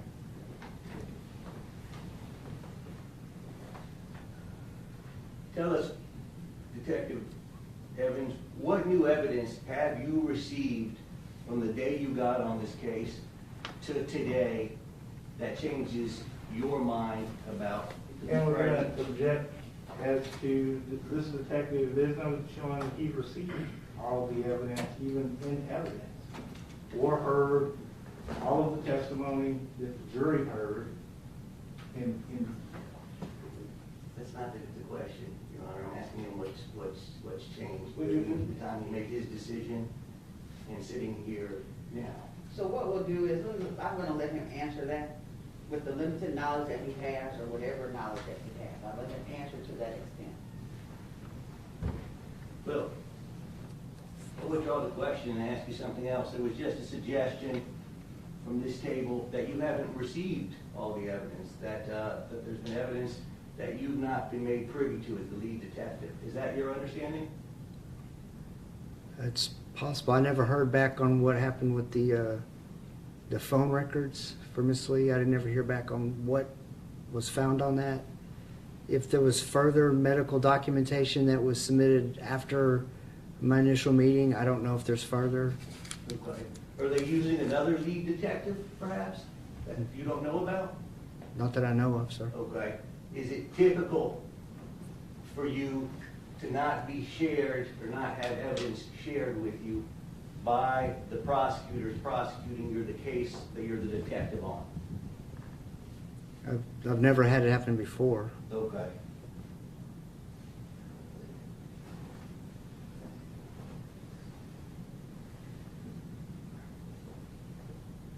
Miss Lee, can I have one moment, Your Honor? Yes. I'm sorry.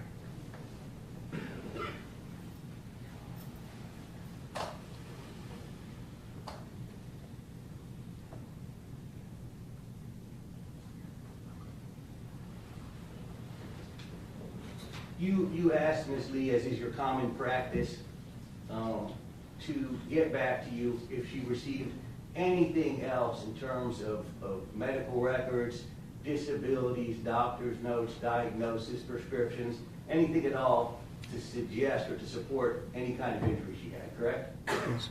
And you've received records like that in the past that have then changed your mind as to what the right charge is, correct? Yes, sir. Okay. Did that happen here? No, sir. All right.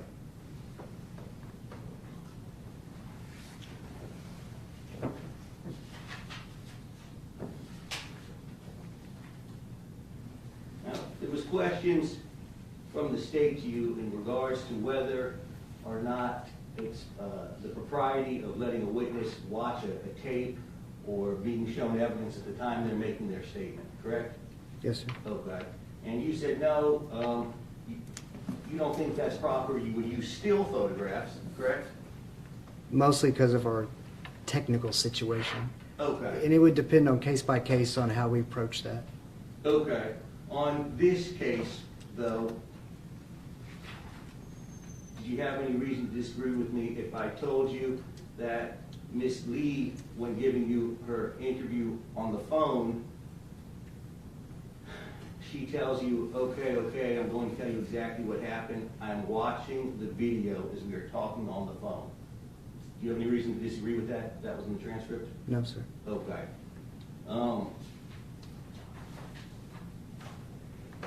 May I have permission to? Yes, Matt. Thank you.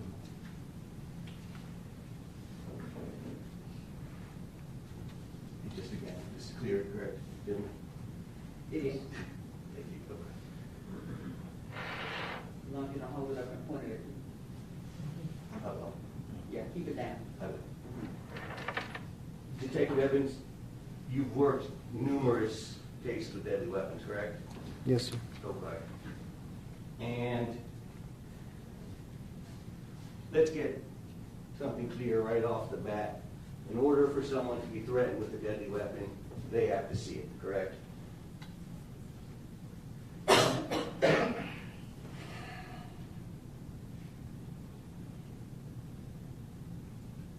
That's not super easy to answer because there's so many ways that a deadly weapon case could fall. Okay. For instance, deadly conduct, terroristic threat, ag assault. There's 3 different paths they could take, and they're all specific to what happens. Okay.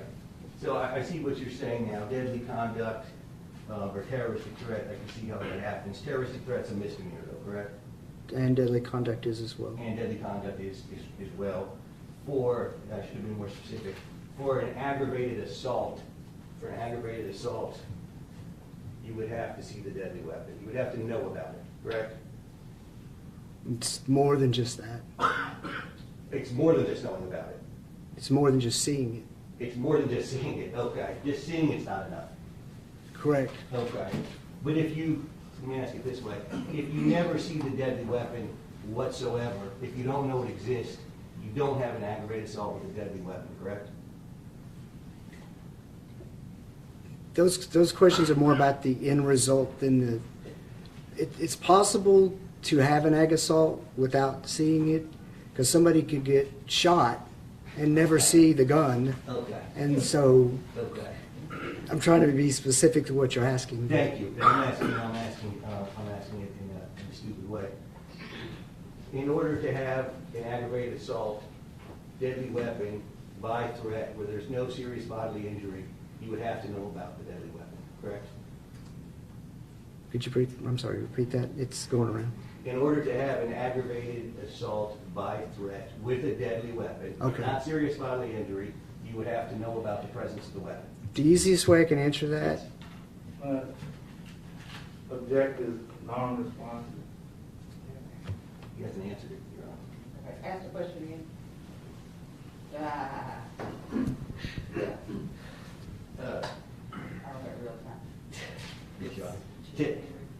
To have an aggravated assault, deadly weapon by threat, not serious bodily injury, but just by threat, for someone to have been threatened with a deadly weapon, they have to apprehend or know or see the deadly weapon, correct? there's a couple paths. Okay. So if somebody has a gun Yes, and they've got it down by their side, yes, and they say, I'm going to kill you, yes.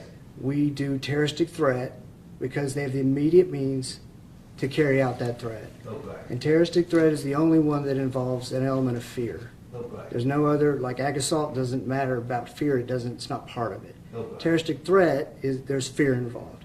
If somebody points a gun at you and says nothing, There's gross misstatements of the law Sit down. that are being. To object to the commentary, the narrative, Your Honor. Noted. Thank you, Your Honor. We ask the court instruct the jury to disregard. Juror, disregard those with that last, the answers to the last question. Let me put it this way. You've watched the video in this case, Detective Evans, yes, sir. many times, is it fair to say? Yes, sir. Okay. You listened to it closely, correct? Yes, sir. Okay. And you watched the video and you made your conclusion after watching both of Bashard's videos many times, correct? Yes, sir. Okay. And after talking to everyone else, correct? Yes, sir. Okay.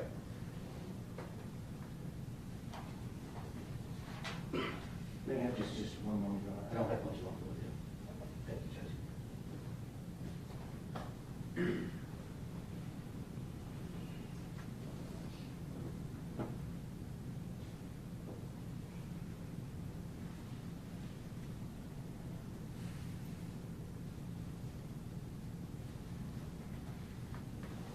Is it fair to say that in an offense where a deadly weapon is used, where the complainant, may I approach you, Your Honor? Yes. Where the complainant knows that there's a deadly weapon, where the deadly weapon is actually exhibited, displayed, presented for the complaining witness to see, is it typical that that becomes the focus of their attention? Yes, people fixate on guns. Okay.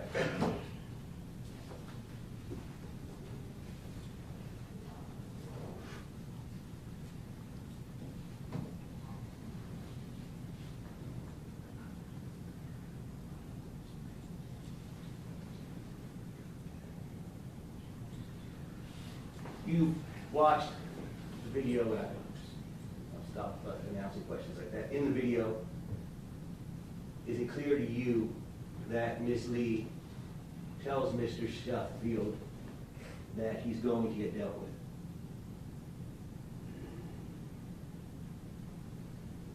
Yes. Okay.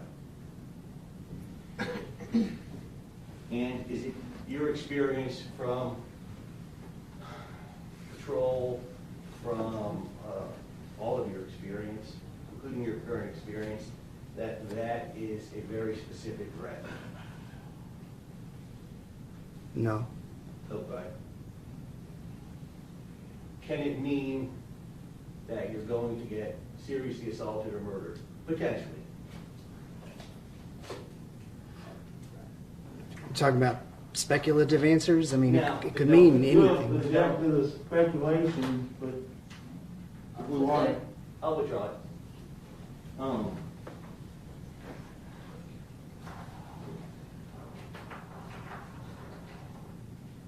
Do you have any evidence whatsoever that Ms. Lee tried to call the police that night?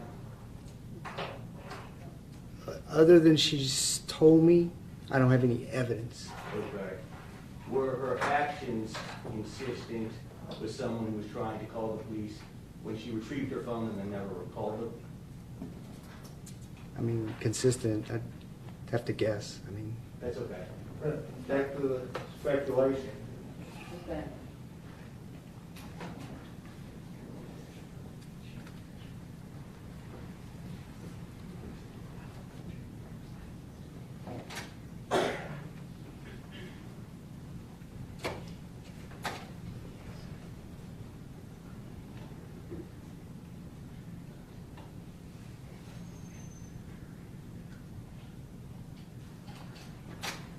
At the time Mr. Sheffield gave his interview and told you that, well, how many days later was that after the offense?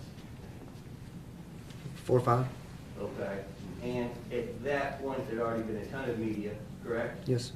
And he hadn't seen the videos yet, correct? Or do you know if he'd seen the videos? I don't know. Okay. But by the time he came to give you an interview, she, Ms. Lee, had already made numerous statements in the press that she had seen the firearm, correct?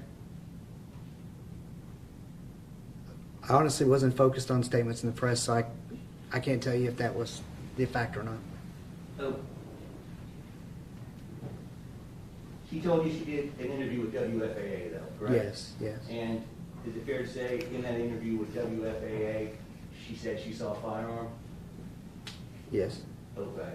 But this much we know for sure, no matter what she said afterwards, on the night of March 21st, 2019, she didn't tell a living soul she ever saw firearms, correct? Living soul. Okay. All right, go ahead. Let me withdraw that. She didn't tell anyone out at that scene. I watched 3 different body-worn cameras and did not see it mentioned, no. Okay. I pass the witness, thank you. Now, I have a little bit, this name right here, can you see it? Judge, Judge Leila Lawrence Mays. Do you know who that is? I'm meeting her today for the first time. Do you know what the judge's duty is in a criminal trial? I don't know all of her duties, no. Did you know that she instructs the jury on the law? Okay. So by anything that you've been asked by defense counsel, are you trying to tell this jury to disregard the law they received from Judge Mayer? I'm not aware of what they've been told. Because you're not a lawyer, right? I'm not a lawyer. You agree that they should follow their oaths, correct? That the jury should follow their oaths? Right. Sure. Did you know, before they came in here today, they took the oath to follow the law that they received from the court, Judge Mayer? Did you know that happens in every jury trial? Sounds reasonable. Every jury trial in the United States, that happens.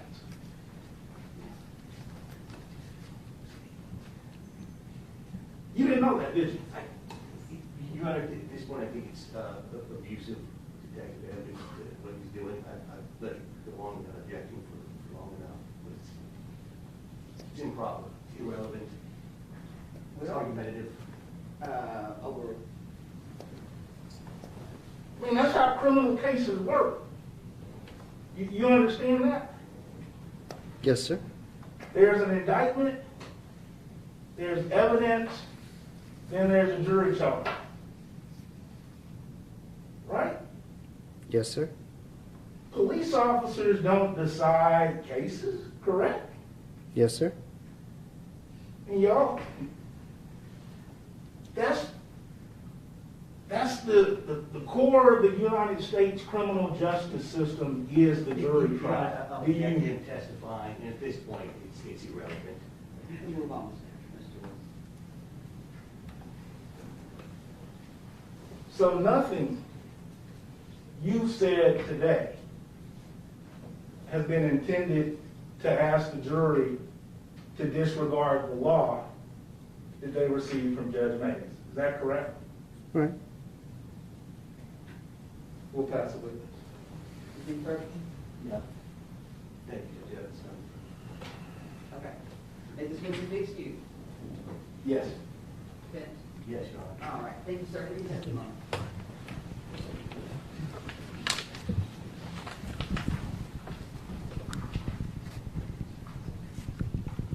Thank you. You may call your next witness.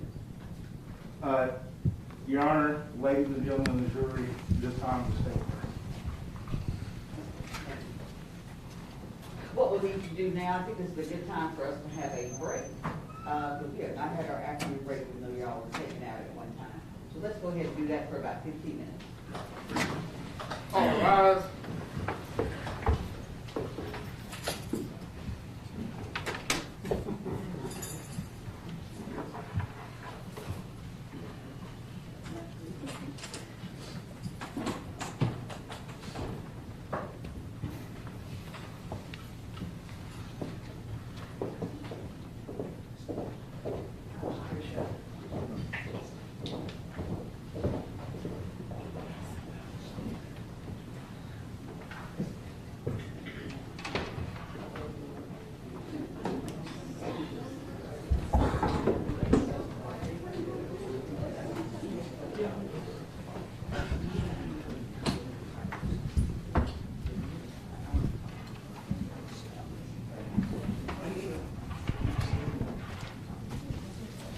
Hey, y'all hold on. Attorney, y'all hold on just a minute.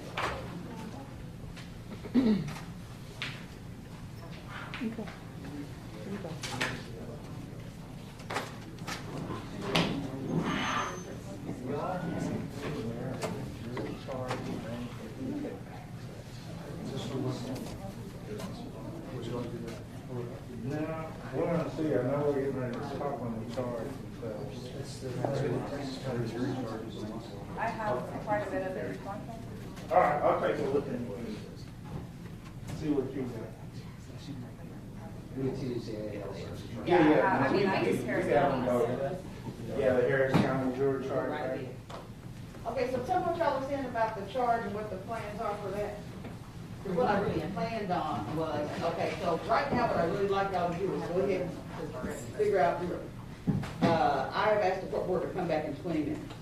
Great. So she will be back, that'll be a break that everybody can kind of It's have. a motion, we'll make it then, Your Honor. Right, yeah, Thank so you. as soon as she gets back, we can do that. But I'd like you all to talk to your client, figure out what you're gonna do, go ahead and put everything on the record. Yes, sir. And then I'm ready for y'all's first witness. Yes, sir. So, 4:15? at 4:15, we are ready to go. Thank you. I have asked Deputy Stroud to ask the jurors if they can stay a little after 5. What are you all looking like time-wise?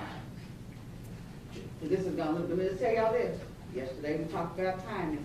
Y'all said about 10:30 for the state. It is now 4 o'clock and y'all just ready. I did. So, no, I said the state. She Okay, said I was state. like, I did. May I just go on and speak to? Yeah, sure.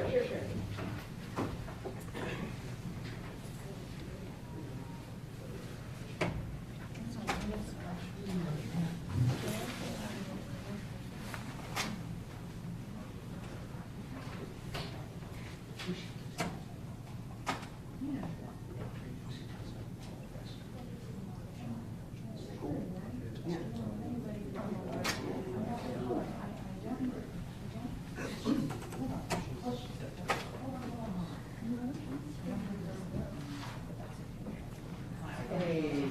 Judge, spoke to Myra about Loudon, Uh-huh. and Well, I'm gonna be fast. that's what I told her. That's what they do. That's what I told her. That's what I told her. It's 8:30, because they couldn't do it before they get started, it'll be real fast. And then she goes, well, I don't feel the official time. And I was like, okay. So.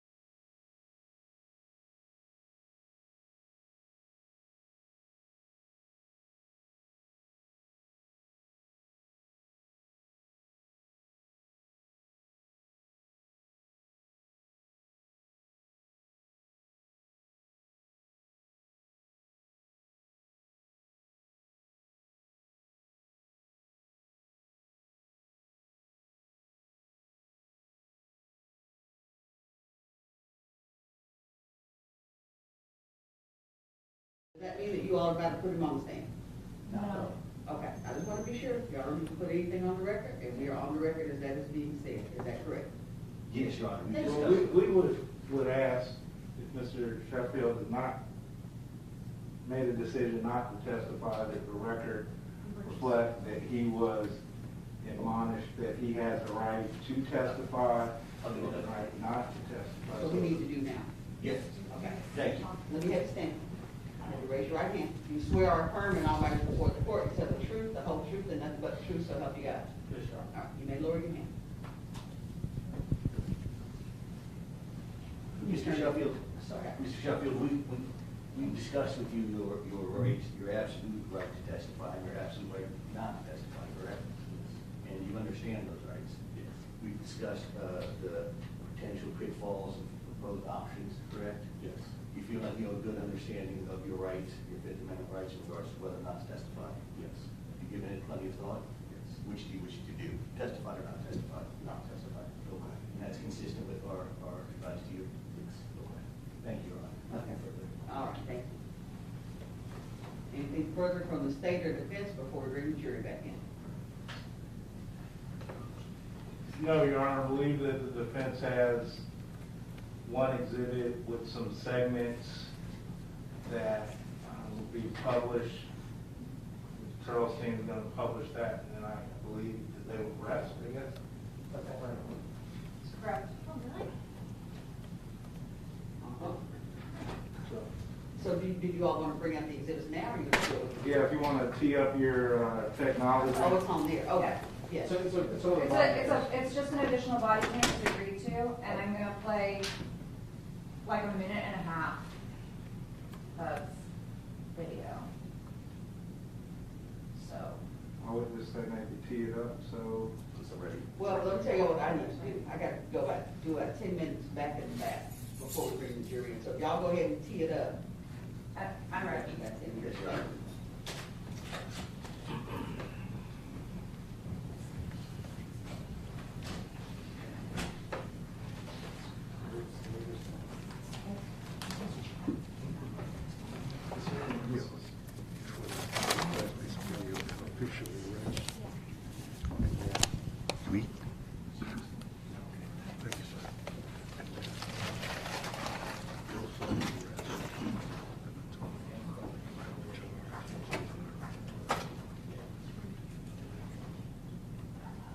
Unless, I mean, it's just so crazy. They might start projecting.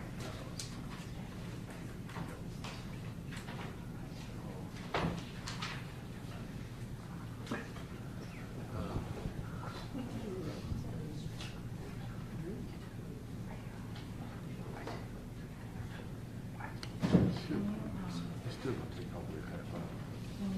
She said she was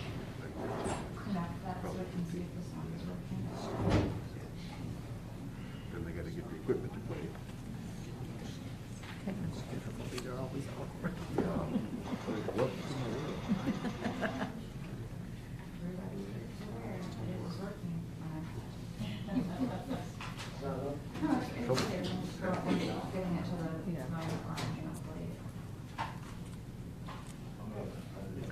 But they house different.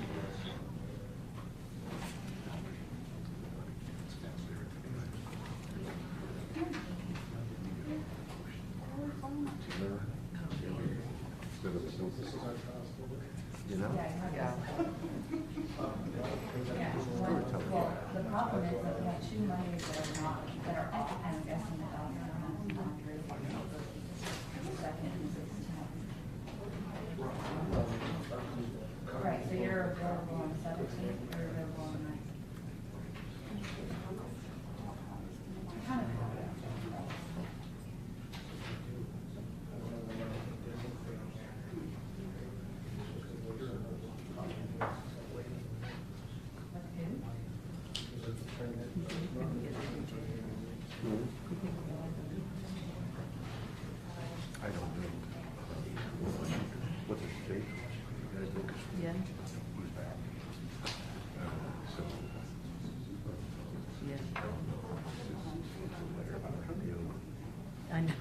Well, Jerry probably loves that, a little drama.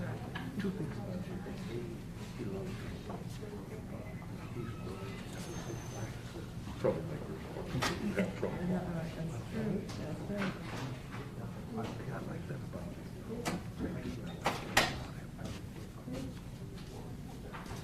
I mean, he may be really too small, but if you decide, maybe it's also great to have him in the leaders.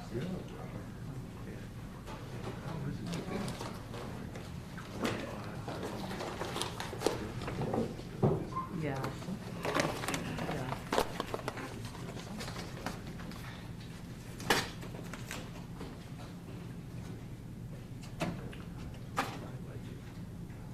I actually do too. I don't think some of his decisions have been the best in his personal life. I mean, I like it, especially if he says something a little outrageous, it's always like, yeah.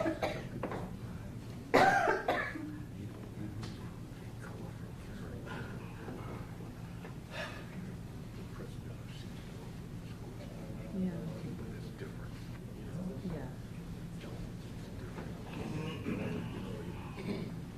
Leave the pack right. Yes.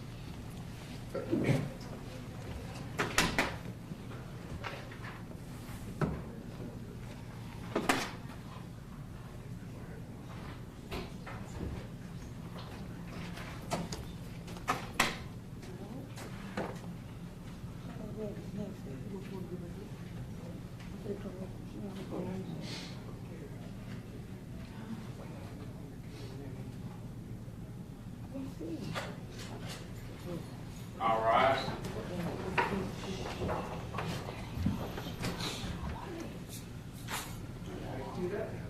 Yes, ma'am. Oh, it's my computer went to sleep.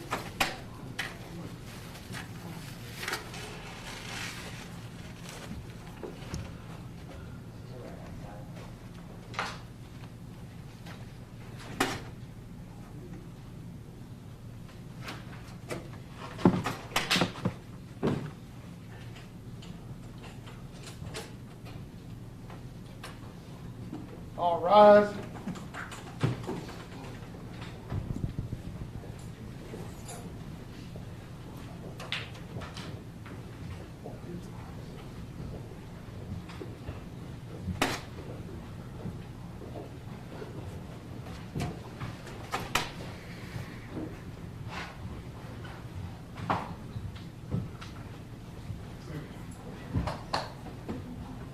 You're welcome, Nancy.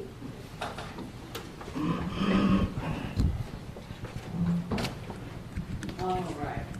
Defense, you may proceed. Thank you. This time, defense will offer defendant's exhibit 8 subject to the agreement of the parties. And what's the exhibit number? 8. Number 8, okay. No objection to defense 8, subject to the agreed redaction. Okay. Defense number 8 is admitted for all purposes subject to the redaction previously discussed. Permission to publish. Yes, permission is granted. And for record purposes, I will be playing the portion of 156 to 220.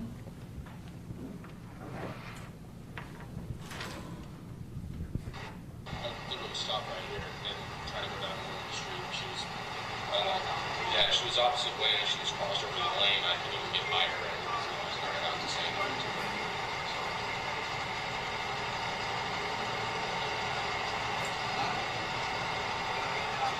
I honked at her a couple times before we got out. She was doing whatever inside her glove box. And fast forwarding to 234. And we'll be playing 234 to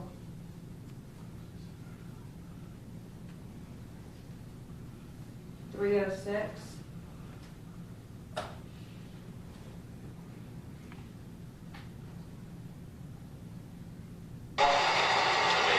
She's not going to be transported to the hospital. Good night. All right.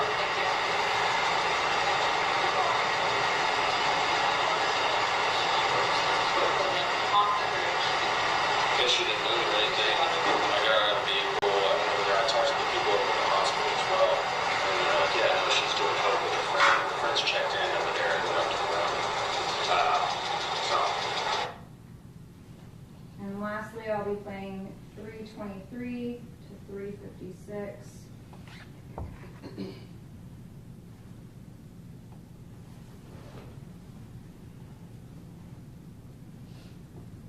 I work right here at Select Start, and I just closed out.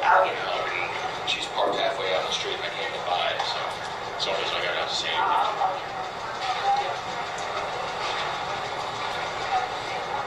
Yeah, no, she got out the jump box out of her car, and that's when she busted out the back of my window. She's on the phone with some guy saying, come over here and shoot up this guy, and shoot up this white cracker, and all this shit. Where's her car? It's the white one, right? White. And that will conclude the playing of exhibit 8.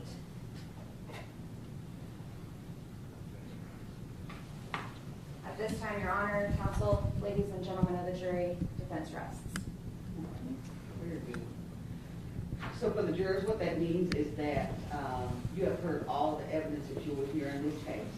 Is there any rebuttal on, from the state or from the defense? None from the state, Your Honor. State resting closed. Close. All right, very good, thank you. So that means you all have all of the evidence that you will have. It still means you cannot discuss the case. because I think this is a good time for us to break for the day. You all need to be back in the morning, same time, remember your same instructions. No discussing the case even at this time amongst yourselves or with anyone else. Make sure you're keeping your jury badges visible. And just make sure that you don't look anything up or do any research as relates to any people, places, and things as it relates to this case. And we will see you all in the morning. Court will be in recess. All rise.